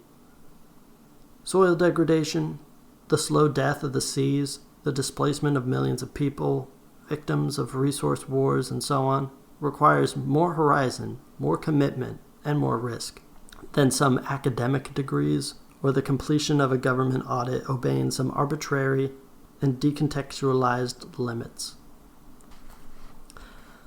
To sum it up, we could say that the logic of the expert makes it impossible to imagine this other culture that we must urgently create, and it makes it impossible to weave an ecology of reparations that we need to survive. On the other hand, also to sum up, we could say that the logic of knowledge as a network, adaptive and not commodified, is the most important beacon to orient ourselves and make sure the future exists. What can we learn from this knowledge? For me, the greatest lesson is that quality is the most important and sustainable thing. A territory's criterion of quality gathers together the ethics of that territory's community, its notion of what is life, what is justice, what is abundance, and what is well-being. Prison cells and death squads. The real first response to climate change. In April of 2009, representatives of the 28 member states of the North Atlantic Treaty Organization, NATO, met in Strasbourg, France, and just across the border in Kehl, Germany. The largest military alliance on the planet had climate change on its agenda at a time when politicians in most member states were at best inactive and at worst actively denying the reality of the situation. What solution did they propose to climate change? Increasing border security, as well as biometric IDs and more surveillance for their domestic populations. The re-emphasizing of their goal of normalizing the domestic use of military forces in urban environments by 2020. A strategy paper released in advance of the summit said plainly that security challenges are predominantly socioeconomic, not military technical in character. The paper goes on to make clear that socioeconomic threats are those posed by poor people, climate refugees, and others angered or harmed by the current state of affairs, and as such, member states should continue to integrate police and military action and be prepared to deploy the military in their home territories. Anyone who is shocked by this response, or see it as some kind of non sequitur, has failed to appreciate the true nature or scope of the ecological crisis. World governments, particularly those in the global north, understand this crisis as a security issue. They know that the problem is real, and they know that growing deserts and rising sea levels will force hundreds of millions of people from their homes in search of their very survival. Their solution is to further militarize the borders, those borders of Fortress Europe and the American Southwest that are most definitely designed to kill, so that people fleeing for their lives will be dissuaded by the very real possibility of dying in their journey. To put it simply, the major militaries of the world, already among the greatest producers of toxic waste and greenhouse gases, propose killing even more people to shield themselves from the consequences of the crisis they are in large part responsible for. And they also propose increasing the repression against their own citizens, fully aware that the lower classes everywhere will bear the brunt of the crisis, and rebellions are to be expected in the North as well as in the South. While the rich and powerful rubbed shoulders at the summit, thousands of anarchists and other anti-capitalists took to the streets, battling with police and burning down banks as they tried to disrupt the NATO summit. Though the media condescendingly portrayed them as a mindless horde bent on evil deeds, they were perfectly aware of what NATO was proposing and the stakes for all the rest of us. Their response might be characterized as the most reasonable and intelligent, at the very least if we compare it to that of the scientists and NGOs who continued to dialogue with the same governments sponsoring the summit. Three kinds of people with the most experience and the most effectiveness at resisting ecological crisis have been systematically excluded from the official conversation on solutions to climate change. Indigenous peoples trying to protect or recover their land and their traditional forms of life. People most affected by the ecological crisis, including climate refugees. And radical environmentalists. Radical in the true sense of going to the root of the problem, and therefore, typically, in anti-capitalist and anti-colonial movements. These should not be thought of as three separate groups. Many indigenous people are anarchists and socialists. Many migrants or activists opposing incinerators or coal mines in their neighborhoods are indigenous or anti-capitalists or both. Instead, we can think of these as three different front lines that intersect on countless occasions. It is significant that the state treats people on all three of these lines as social enemies to be surveilled and threats to be eliminated. NATO is not exceptional. From Borneo to Brighton, when people start taking action to defend the earth and fight for a dignified survival, the default response of governments and the economic interests they work with hand in hand is to resort to death squads or prison cells.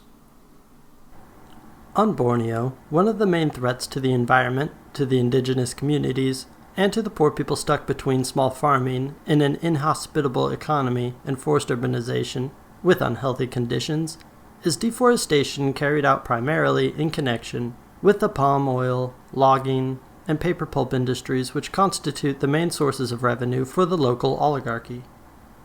Deforestation causes deadly air pollution, destroys soil, and spells an end to the small-scale farming many communities depend on. Those who resist face violence from police or paramilitary thugs working on behalf of the oligarchy. One activist from Borneo who works on agrarian issues and indigenous land struggles, particularly with several Dayak communities, told me how the state neutralizes resistance. In the worst cases, the state murders its opponents, though that happened more frequently during the New Order era, after the US-backed dictatorship murdered over 500,000 people. It still occurs today. The state also criminalizes and arrests Dayak activists or cultivators to cover up the actions of the palm oil companies. Sometimes arrested activists die in police custody. The activist described one case of a dissident journalist who was tortured and mutilated after writing critically of the business oligarchy that controls politics on the island. The journalist subsequently died in questionable circumstances. Quote, "I could name other causes of repression, but it's a bit psychologically exhausting." During the week that I was working on this section of the book, 2 indigenous land defenders were killed in Honduras. Jose Adan Medina and Felix Vasquez, of the Tulupan and Lenca peoples, respectively, were assassinated for opposing hydroelectric dam construction and other land abuses. According to the NGO Global Witness, between 2002 and 2018, over 1,700 land defenders, people trying to stop the destruction of the environment or human rights abuses related to resource extraction, were murdered in over 50 countries. Some 40% of the dead were indigenous, and the killers, the vast majority of whom committed their deeds with impunity, were police, military, and paramilitaries working at the direction of the state or of multinational companies. A record number of land defenders were murdered in 2019, with 212 deaths recorded and many more unrecorded. Colombia, the Philippines, and Brazil topped the list for the murders, with the caveat that extractivist violence in many African countries is underreported, in part for reasons we will look at shortly. In Brazil, and especially in Colombia, paramilitary death squads created with the support of the United States attack communities that stand in the way of the large economic interests that destroy the rainforest to establish mines, logging operations, and plantations. In Colombia, Dole Food Company, Chiquita Brands International, and other companies paid paramilitaries several $1 million to protect their interests, including killing union organizers among their workers. The companies would pass the names of labor organizers, community activists, and suspected leftists to the paramilitaries, who would then execute them. Between 1997 and 2004, paramilitaries committed 4,335 homicides and 1,306 forced disappearances in communities near Chiquita plantations. And while it was on the Chiquita payroll, the AUC paramilitary group forcibly evicted 60,000 people from their homes in the banana-growing region of just one state. Even after the group was declared a terrorist organization by the U.S. State Department, a move that came only after decades of public pressure, given U.S. government complicity with the paramilitaries, Chiquita was sending them money and smuggling in thousands of assault rifles for the AUC using the company's international distribution facilities. They were punished with a small fine after a 2007 legal action in which they were protected from serious consequences by attorney Eric Holder, whom President Obama would soon appoint as Attorney General. Throughout the Colombian Civil War that began in 1964, in large part due to the United States' Cold War policies, 262,000 people have been killed, 82% of them civilians, and 120,000 are still missing. The lion's share of confirmed civilian killings were carried out by paramilitary death squads, 100,000, even though mainstream media, citing the same study I am, presented the news in a way that suggests leftist guerrillas were responsible for more killings, 35,000. The Colombian military, which received billions in aid, training, and weapons from the U.S., also had plenty of blood on its hands. Killings by the military became so systemic, officers began establishing quotas and offering cash rewards for higher body counts, leading to soldiers executing more than 10,000 civilians just between 2002 and 2010. Largely homeless people or people with mental disabilities they kidnapped or lured away from the cities. They falsely identified as leftist guerrillas in order to increase their kill counts and claim the rewards. In 1995, Ogoni writer and activist Ken Saro-Wiwa was executed by the Nigerian state, together with 8 other activists who had been nonviolently protesting the destruction of Ogoni lands in the Niger Delta by the oil company, particularly Royal Dutch Shell. His last words were, "Lord, take my soul, but the struggle continues." He was right. In December of 1998, a youth conference of the neighboring Ija people committed to a campaign of direct action against the oil industry, albeit nonviolently. The Nigerian military invaded the region with over 10,000 troops and opened fire on a protest march with machine guns, killing at least 3. They again opened fire on a march demanding the release of those arrested, killing at least 3 more, and then invaded the communities, terrorizing the people and raping women and girls. In January 1999, 100 soldiers directly attached to a Chevron facility attacked 2 Ija villages, killing and disappearing dozens. Despite this extreme level of violence, the Ija did not give up. And one might say they could not give up. The oil industry makes their lives impossible. Frequent leaks and explosions poison fields, destroy forests, rivers, and coastal waters, and kill workers and neighboring villagers. Since Dutch, British, and U.S. companies began oil extraction in 1956, they have leaked 1.5 million tons of oil into the land, or a current rate of 250,000 barrels every year. Increasingly, local Ija and Ogoni people cannot feed themselves from the fields, forests, and fisheries on which they had traditionally depended. This is a perfectly acceptable state of affairs within the sort of development framework favored by the World Bank and similar institutions. People should not feed themselves from the land. Subsistence agriculture is dismissed as a primitive activity. Rather, they should get jobs and then pay for food from industrialized and globalized producers, relying, of course, on oil to power their machinery, manufacture their chemicals, and transport their product. However, this is also not an option for the peoples of the Niger Delta, as all profits of oil extraction go to foreign companies and the central government. The Ija took up arms to defend their lives and formed groups like the Movement for the Emancipation of the Niger Delta, MEND, or MEND. MEND sabotaged oil facilities and kidnapped highly paid North American and European oil workers. Their actions and those of similar militant groups led to a major reductions in Nigerian oil production. For example, shutting down 10% of production with a single attack in 2008, and leading to widespread reductions over the better part of a decade. The Nigerian military responded with bloody repression, including aerial bombardments of Ija communities. The U.S. military also stepped in to help the government better defend its oil programs in the name of fighting piracy, helping oil production in the Niger Delta to grow again. The state-sanctioned murder of activists using what the West deems to be legitimate, nonviolent tactics to defend their lands and their livelihoods frequently drives their communities to take up arms just to survive. Subsequently, they often become more able to attack and stop the companies responsible for poisoning them. However, when they are then massacred by their governments with weapons from Europe and North America, human rights NGOs no longer count their deaths, or those of the community members supporting them and giving them shelter, in their lists of land defenders and environmental activists killed each year. So, in fact, the above-cited figure of 1,700 murdered land defenders is woefully inadequate. The violence is by no means a phenomenon of the global South.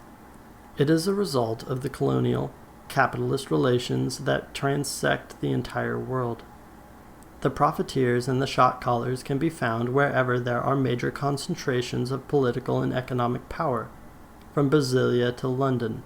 Contrary to the illusions of civility that are central to every democracy, the violence, while unequal, is also global. As the European Union promotes itself as a model for the green capitalist future, it also profits off the same gory repression. In the last few years, 7 Romanian park rangers have been murdered, and over 650 have been assaulted or threatened for going up against logging interests connected to an Austrian company, with the line between legal and illegal logging increasingly blurred.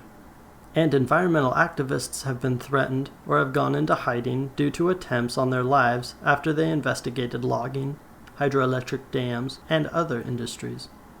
Incidentally, these hydroelectric dams and these forest-turned-logging plantations are the ostensible carbon sinks and nature preserves that lie at the heart of the European Union's model for profitable environmental action. In North America and Europe, the government classifies people opposing pollution, deforestation, and global warming as extremists and treats them accordingly. In the U.S., the FBI and Department of Homeland Security listed radical and environmentally themed ideologies as primary motivators for domestic terrorist attacks. As for those radical ideologies, the FBI focused a great deal of attention on so-called black identity extremists. Its way of discrediting those who are outraged by racist police murders. The property damage of anti-racists and environmentalists merited such attention, while white supremacists were carrying out hundreds of attacks, many of them lethal, including full-scale massacres. Activists who carried out civil disobedience against oil pipelines, simply turning off valves, were placed on the same extremism lists as those responsible for mass shootings in black churches. As Andrea Brock has documented, Europe is no stranger to the same dynamics. Those who set up encampments to defend forests are treated as enemies of society and met with militarized repression and marginalization by interlocking consortia of public and private security, elected officials, and corporate board members. As we shall see in the next chapter, farmers and anti-capitalists occupying the land and opposing the construction of an airport at Notre-Dame-des-Landes, France, were repeatedly attacked by a militarized police force, with one young person having their hand blown off by a flashbang grenade. German police defending the expansion of an expanding coal mine that is destroying the Hambach forest regularly brutalize protesters, numbering in the thousands and backed by military-grade weaponry. They have cut protesters down from 6-meter-high tree sits, shot them with high-pressure water cannons in below-freezing temperatures, struck people with vehicles, attacked them with dogs, and kicked their teeth out. Italian police shot anarchist Carlo Giuliani in the head, killing him, during heavy protests during the G8 in Genoa in 2001, where they also raided the protest convergence point, brutally assaulting and torturing dozens of people trapped there. At the G8 protest in Evian, France, in 2003, police cut down an activist suspended from a bridge, causing him to fall 20 meters and almost killing him. In 2014, French police killed an environmental activist during heavy repression against a campaign to stop deforestation associated with the new dam. The campaign was eventually successful, and the dam was canceled. At anti-capitalist and ecological protests across North America and Europe, police routinely attack protesters with less lethal weaponry, regardless of whether they are being peaceful or combative, occasionally causing deaths and more frequently leaving people permanently injured. Hundreds of people have had eyeballs shot out or suffered brain damage from high-impact munitions. At the protests against the free trade area of the Americas in Miami in 2003, a major neoliberal initiative that would have accelerated ecocidal practices across both continents, and which was defeated thanks in part to the fierce opposition from the streets, police raped detainees. Sexual assault by police during arrest, especially against women, non-binary, and trans people, is common. To preserve the illusion of democracy and the beliefs of the privileged citizenry that the institutions of power are on their side, police forces in the global north use a higher proportion of soft counterinsurgency techniques, but these come with their own forms of violence. Many participants in the George Floyd rebellion of 2020 associated counterinsurgency with discourses of reformism and nonviolence that facilitated the isolation of participants in the uprising, exposing them to the violence of the police, National Guard, and prison system, all of which could be naturalized if they were seen as being used against a criminal minority and not against the movement itself. This interplay illustrates how hard and soft counterinsurgency methods go hand in glove. Effective soft counterinsurgency requires massive intelligence gathering. Spying on politically active people in northern democracies, even to an extent that violates the applicable laws, is systemic. This includes the long-term infiltration of anti-capitalist movements. In the UK, around 150 police agents went on deep infiltration assignments against anti-capitalist, environmental, and other left-wing movements since 1968, living under assumed identities and participating in those movements for several or even a dozen years. Agents routinely began romantic and sexual relationships with activists they were informing on, using the forms of manipulation they had been trained in. Several of these undercover cops impregnated activists, committed to forming a family with them, and then when their stint was up, disappeared. Though the details that have become public are horrible, we should assume the truth is far worse. Police were caught destroying a large quantity of documents they had been ordered to preserve concerning the infiltration program since the 90s, when it expanded and shifted largely to environmental and anarchist groups. Since the scandal broke in the news, the UK has introduced a new law to officially allow domestic police to carry out illegal actions while undercover, with support from both major parties. Between 2010 and 2014, the Spanish state directed its substantial anti-terrorism apparatus against a new public enemy, anarchists, carrying out raids in half a dozen cities, smashing down doors, waking people up with guns in the face, stealing all electronics, disappearing all cash, and hauling more than 50 people off to jail. In those years, anarchists had increasingly and effectively taken part in popular struggles against austerity measures, evictions, and deportations. They had also gotten the government's attention with animal liberation actions and campaigns against the MAT, a high-tension power line from France to Morocco, connecting energy markets and extending the distribution of nuclear, coal, and green energy. In the U.S., the use of anti-terrorism against ecological struggles can be traced back to the 90s, when the logging industry popularized the concept of eco-terrorism amidst the fight to save the redwoods.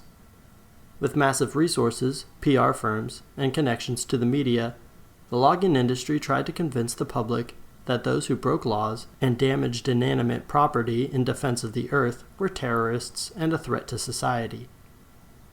Hollywood responded to the needs of industry with an enthusiastic entertainment propaganda drive that undermines U.S. society's self-image of having a free media.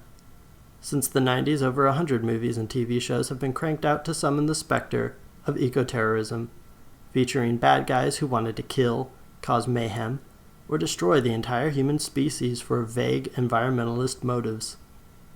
These works of industry propaganda span the spectrum from comedies to Michael Crichton thrillers, James Bond adventures to crime shows. On the contrary, very few movies and shows feature people suffering from environmental racism, and even fewer show people breaking the law as an act of conscience or necessary resistance. Propagandists in environmentally themed movies are nearly always white lawyers, journalists, or citizen activists, like the protagonists of Dark Waters and Erin Brockovich.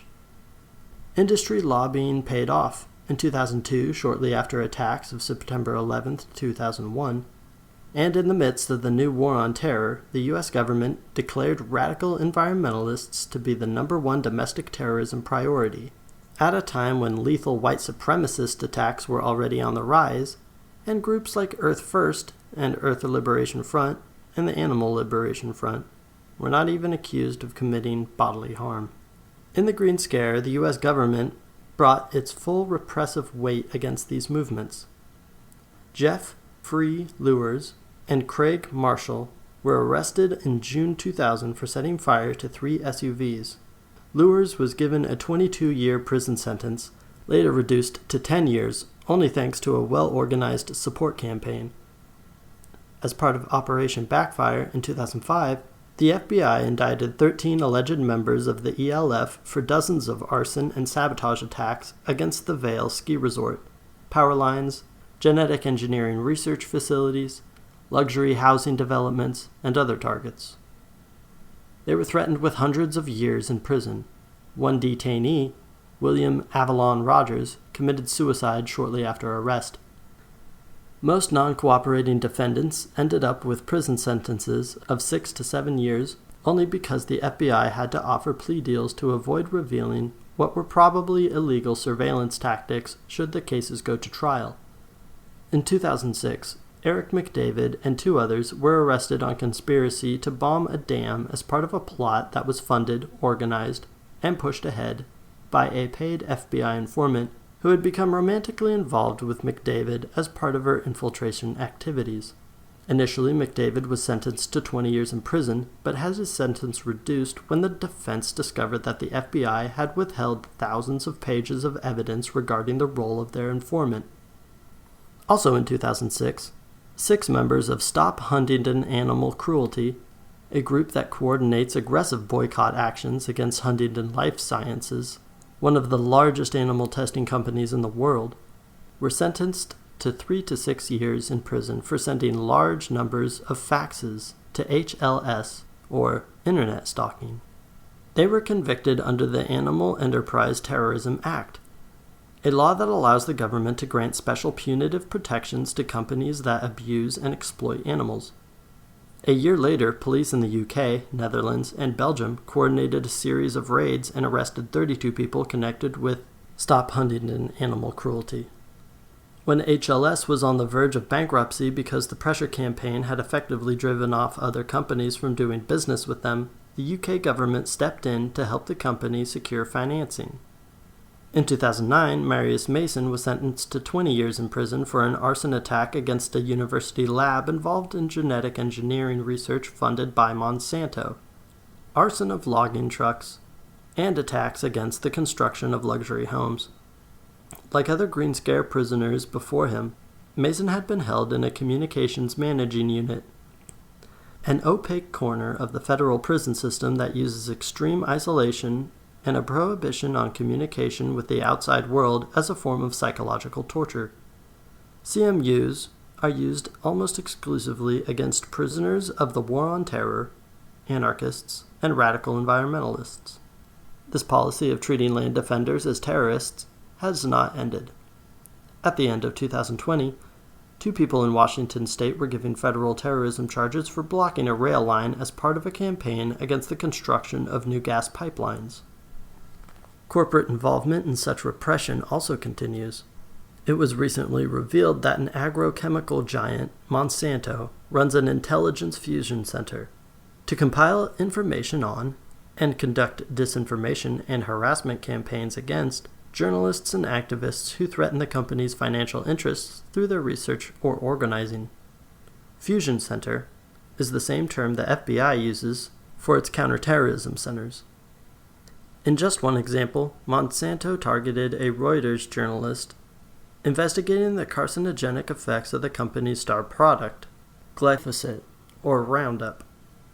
Their campaign included coordinating third parties to post negative reviews of the book, hiring scientists to cast doubt on the book's conclusions, pressuring the journalist's editors at Reuters, quote, very strongly every chance we get, in the hope, quote, she gets reassigned, covering up their financial relationship with scientists claiming their product was safe, accusing the journalist of being a pro-organic capitalist activist, as though there were big bucks to be made in opposing some of the world's largest chemical companies, and contracting search engine optimization, SEO, experts to make sure that their alternative facts, their negative reviews, and their various slanders of said journalist would appear in search engines above results showing how Roundup causes cancer. The above case illustrates how corporations can orchestrate subtle campaigns of censorship, often without revealing their hand.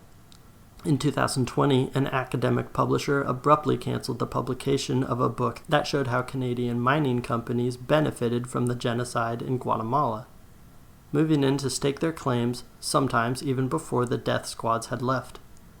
The publishers expressed fears of lawsuits for defamation, although they refused to point out what part of the book, which received favorable peer reviews, might be considered defamation. And in Canada, the RCMP spied on a release event of a book against mining. The new media environment is also particularly hostile for people trying to defend the land. Facebook is largely responsible for the rapid growth in the extreme right around the world, encouraging racist conspiracy theories and climate denialism. Beyond the algorithms, when it comes time for administrators to block content, they rarely ban far-right groups, even after such groups carry out shootings and stabbings, but are very quick to block the anarchists and other anti-fascists who carry out research and reporting necessary to protect our communities from neo-Nazis. When Facebook finally agreed to tamp down on misinformation related to climate change denial, they actually gave the boot to Indigenous and environmental pages that were fighting climate change. Direct police interventions also make the internet an unequal terrain for movements fighting for liberation.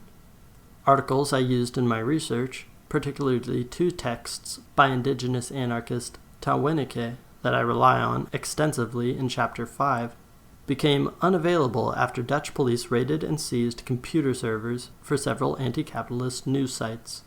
For us, this is a common occurrence, almost completely erased from the mainstream, where right-wing pundits and transphobic authors, all of them millionaires with enormous platforms, control the debate around free speech and complain about being canceled.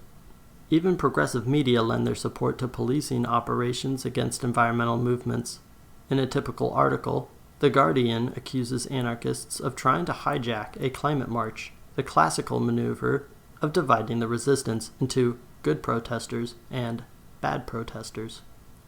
What their outside agitator caricature leaves out is that anarchists have been part of the struggle to save the planet since way before The Guardian began dedicating ink to hijacking the movement to favor institutional perspectives.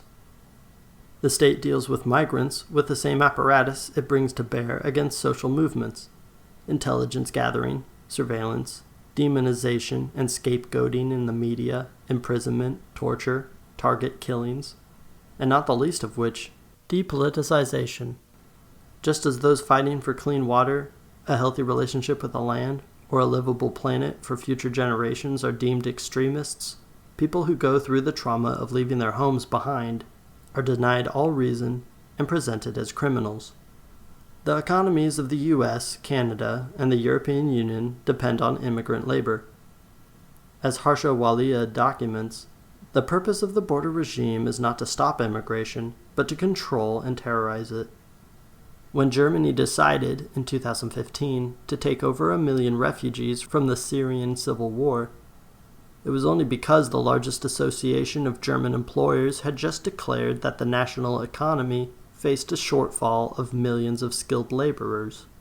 But at no point did the German government allow direct flights from Turkey or Lebanon, where so many of the refugees were warehoused. Instead, they obligated refugees to make the expensive and perilous journey over the Aegean Sea, through the Balkans, under and over razor wire fences, through police truncheons and tear gas, past violent xenophobic crowds, so that finally they would arrive with almost nothing, willing to accept any labor conditions and bureaucratic controls. It was a journey that cost, on average, several thousand euros, on top of the steep psychological price, effectively ensuring that primarily only members of the university-educated middle class would be able to make it. Migrants from Africa are made to cross the open sea on flimsy rafts, left in the water or even deliberately rammed by the coast guards of various Mediterranean states. Between 2014 and early 2020, over 20,000 had died in the crossing. Once across, hundreds of thousands of migrants are either held in detention centers, sometimes for years, or left to live in crowded shantytowns, often without access to running water, heating, toilets, or medical facilities, and at the mercy of arson attacks by fascists often connected to the police and operating with impunity, from Spain to Greece. In the US, the border regime has been designed to force migrants to cross in the most dangerous regions of the Sonoran Desert. Between 1998 and 2019, Border Patrol recovered the bodies of 7,800 migrants who died while crossing. Many more have died on the Mexican side of the border, or crossing through Guatemala and southern Mexico, where the Mexican government has increased enforcement in line with U.S. demands. Border Control, one of the branches of the police with the strongest far-right sympathies, often brutalize and occasionally kill those who are crossing, as do right-wing militias. They also destroy caches of water left in the desert by volunteers trying to decrease the number of deaths. In detention, people are held in cells or cages with temperatures near freezing.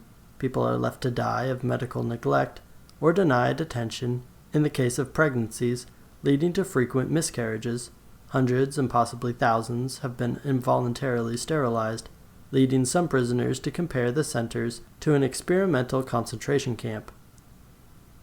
Torture is systemic and inherent in the U.S. immigrant detention system, according to a new report, and many are brutalized and forced to sign their own deportation papers, even though it means going back to a country where their lives are at risk. Australia is another terrible case of institutionalized racism that reveal borders to be an active measure of ongoing colonialism. The country legalized the buying and selling of enslaved Aboriginal laborers into the 1970s, and also had an immigration policy explicitly designed to only allow white immigrants, also lasting into the 1970s. In 2018, the government was forced to pass a new law outlawing slavery again after finally acknowledging the tens of thousands of Pacific Islanders working in the agricultural sector, getting paid only $10 a week after deductions by employers. Determined to keep out unskilled immigrants from non-white communities, the Australian government obliges its poorer neighbors like Papua New Guinea to imprison asylum seekers indefinitely in facilities that have been compared to concentration camps. Meanwhile, solidarity with migrants is being increasingly criminalized, while humanitarian aid constitutes one of the mechanisms by which migrants are surveilled, controlled, and maintained in abject precarity and poverty. Direct action and solidarity has helped migrants win housing and gain resources on their own terms, or pass clandestinely through strict border regimes. In Europe, people are increasingly being legally required to report on undocumented people and prohibited from giving them food or water. Squats and autonomous spaces created for and by migrants are targeted for eviction. Autonomous transportation infrastructure that provides mobility to undocumented people is criminalized and shut down. And those aiding migrants have been charged with trafficking, which carries a sentence of up to 10 years imprisonment. Ironically, European governments and their private partners, who cynically paint migrants and border activists as traffickers, have funneled millions of euros to the Libyan militias that actually control both the imprisonment and the trafficking of refugees at a key point on the southern Mediterranean coast. In the U.S., people can be imprisoned for years for giving migrants a map or giving them a ride to the hospital. And Border Patrol has increasingly been raiding a first aid camp set up by volunteer group No More Deaths. Migrants who speak out about abuses frequently get targeted with speedy deportations. In July 2019, as the Trump administration was gearing up to carry out major raids targeting undocumented people across the country, anarchist Willem van Spronsen set fire to an ICE vehicle at the Northwest Detention Center in Tacoma, Washington. His action and other widespread acts of resistance succeeded in getting ICE to dramatically scale back their raids. But it came with a heavy price. Police discovered him in the parking lot lighting the fire, and they took advantage of the situation and executed him on the spot, similar to how federal marshals would execute Michael Reinall in September 2020, in retaliation to Reinall killing a white supremacist who was threatening black counter-protesters at a rally in Portland several days earlier. Though the border regime is designed to brutalize racialized people and uphold the privileges of whiteness, these killings show that whiteness is less of a question of skin color and more of a question of alliances. Those who fight against the alliances represented by white supremacy and colonialism may face the very apparatus of annihilation designed to control racialized people. Another major target of repression in the global north are indigenous communities, especially those resisting the profitable process of ecocide that the reservation system was designed to enable. When water protectors tried to prevent the construction of the Dakota Access Pipeline transporting shale oil through Lakota territory, local, state, and federal police mobilized a huge militarized force complemented by the private security firm Tiger Swan, complete with helicopters, drones, tanks, infiltration, and surveillance, constituting the largest mobilization of cops and military in the state's history since 1890, when the military was deployed to crush the horseless and starving ghost dancers at Standing Rock. Tiger Swan agents coming out of counterinsurgency operations in Iraq and Afghanistan called indigenous water protectors terrorists, engaging in a jihadist insurgency. Private and public police forces carried out brutal raids, beat, shot, and gassed water protectors, and soaked them with powerful water cannons in sub-zero temperatures miles from any facility where they might receive adequate care for hypothermia. They used attack dogs, rubber bullets, concussion grenades, tear gas, and sound cannons. No one was killed in any of the multiple acts of police repression, only thanks to good luck and well-organized medical support. However, a native woman lost her sight after being shot in the face with a tear gas grenade at close range, and a Solidarity protester had her arm partially blown off by a concussion grenade. Many others received traumatic head wounds from police projectiles. In one single attack, on November 20th, 2016, 200 people were injured. Multiple people were imprisoned with the aid of police infiltrators. Throughout the resistance, over 830 people were arrested and given state charges, while 5 people, all of them indigenous, were given federal charges. One indigenous and Chicano protester, Steve Martinez, is locked up at the time of this writing for refusing to testify before a grand jury. He could be kept in jail for up to 18 months to force him to give information against other people in the movement. It has been pointed out, time and again, that when far-right groups carry out armed occupations, even when they shoot and murder political opponents in the course of white riots, the police stand back and let it happen. Often they participate directly. Subsequently, prosecutors are always more lax in bringing charges. This is not, however, a plea for fairness from the judicial system, or more arrests of fascists. Rather, it is evidence that the fascists in the street, extractivist profiteers in corporate boardrooms, and the criminal justice system are all facets of a white supremacist colonial system that is destroying the planet. Because repression transcends formal exercises of state power, we should also consider the connection between pipeline construction, shale oil extraction, and man camps. The itinerant labor camps of often highly paid, mostly white workers associated with increasing rates of drug and alcohol usage and violence against indigenous women and Two-Spirit people. Going back to mining incursions in the Black Hills Gold Rush at the end of the 19th century, or the U.S. Army Corps of Engineers damming rivers in Lakota Territory in the middle of the 20th, settler profiteering has always been connected to violence against indigenous communities, whether or not the perpetrators wear a uniform. What happened at Standing Rock is not exceptional. It is fully in line with the U.S. government's repressive practices against indigenous resistance. In the early 70s, the American Indian movement aided traditionals on the Pine Ridge Oglala Lakota Reservation, not far from Standing Rock, to regain their sovereignty and expose the corrupt tribal government that was closely connected to Washington and to regional business interests. For example, turning reservation grazing lands over to white ranchers. The BIA and FBI helped the tribal government stay in power, in part by financing a heavily armed paramilitary force. In the years that culminated in the 1973 Wounded Knee standoff, FBI agents, police, paramilitaries, and unknown assailants killed over 60 Oglala traditionals, AIM members, and sympathizers. Long-term prisoner Leonard Peltier is still locked up as a result of that repression. In Canada, Progressive Prime Minister Justin Trudeau came into office on pledges of taking climate action and improving relations with the dozens of Indigenous nations whose stolen lands the Canadian state is built on. In fact, Trudeau took advantage of his conservative predecessor having left the Kyoto Accords to go all in for the exploitation of the Athabasca tar sands, a huge deposit of extremely dirty oil that takes an enormous amount of energy to extract and process, leaving an immense expanse of the Canadian interior denuded of all forests and topsoil in the process.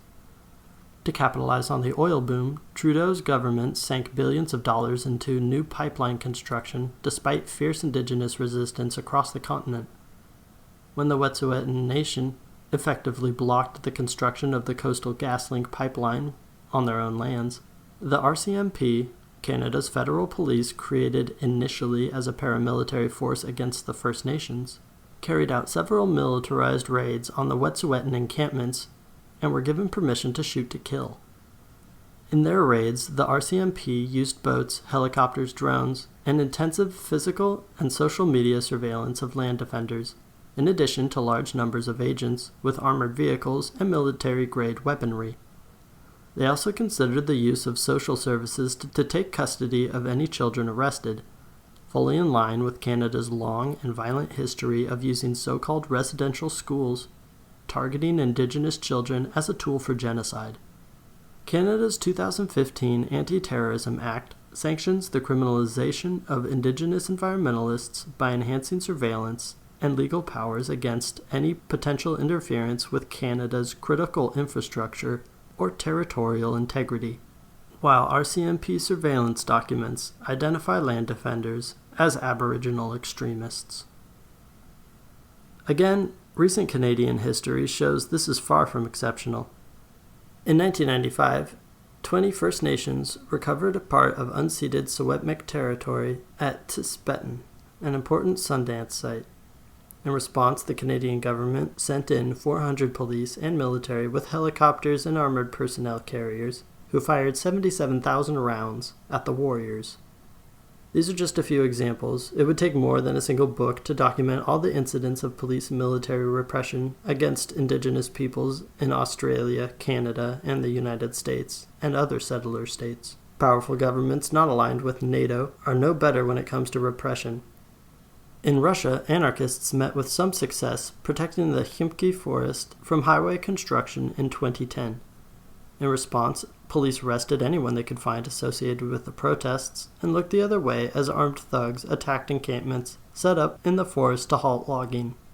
As repression mounted, dozens of anarchists and anti-fascists fled the country, seeking asylum in Europe. The government turned towards preemptive repression.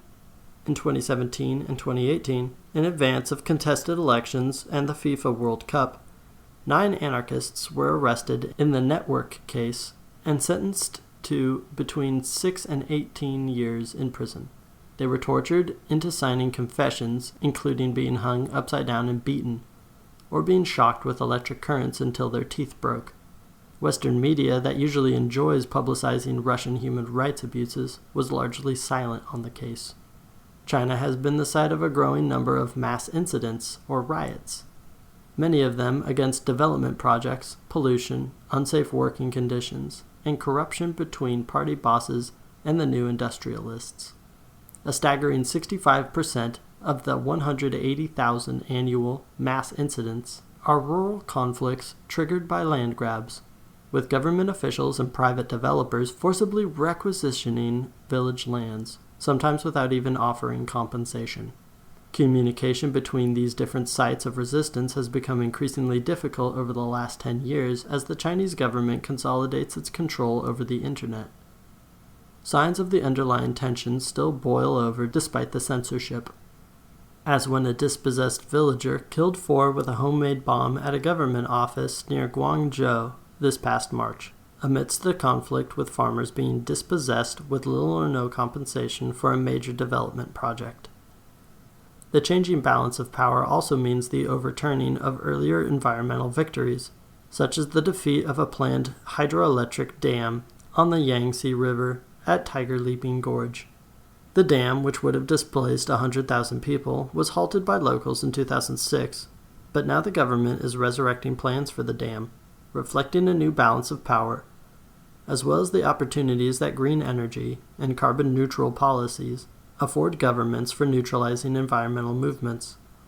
In another example of the same dynamic, 3 conservationists in the Ningxia Autonomous Region were arrested and accused of extortion, making threats, and provoking trouble in September 2020 after filing whistleblower complaints regarding pollution from a paper mill and destruction of protected gazelle habitat for the construction of wind farms. Both China and Cuba helped the U.S. arrest Green Scare fugitives who were on the run. Furthermore, Chinese companies are fully invested in the fossil fuel industry and the destruction of indigenous lands across the world, from tar sands extraction in Alberta to iron mining at sacred sites in Australia. Green Scare prisoner Joseph DeBee, currently awaiting trial, wrote, "The cataclysm that is unfolding today can be laid at the doorstep of the law enforcement agencies that have paved the way for it by making it so difficult for ordinary people to defend themselves against ecological devastation. If we don't stop them, they will frog march us directly into the apocalypse, profiting all the way, and when the last well is poisoned and the last forest burns up, they will be the last to die." End quote. A focus on law enforcement and repression more broadly enables us to understand the ecological crisis in a new light. We don't need the rich and powerful to save us from the destruction of the planet. In fact, we are the ones who are saving the planet every day. What we really need is for them to get the hell out of the way. But they won't do that. In fact, they will systematically silence, marginalize, imprison, brutalize, torture, and kill those who are most affected by the ecological crisis, those who have the most collective experience, and the best ideas for how to save the planet. In this light, there is little difference between a coal mine and a wind farm or a hydroelectric dam.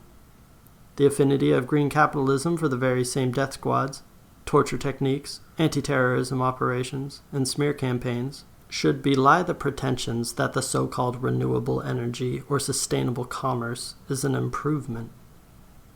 The involuntary authoritarian character of fossil fuel capitalism and green capitalism is impossible to ignore once you start looking.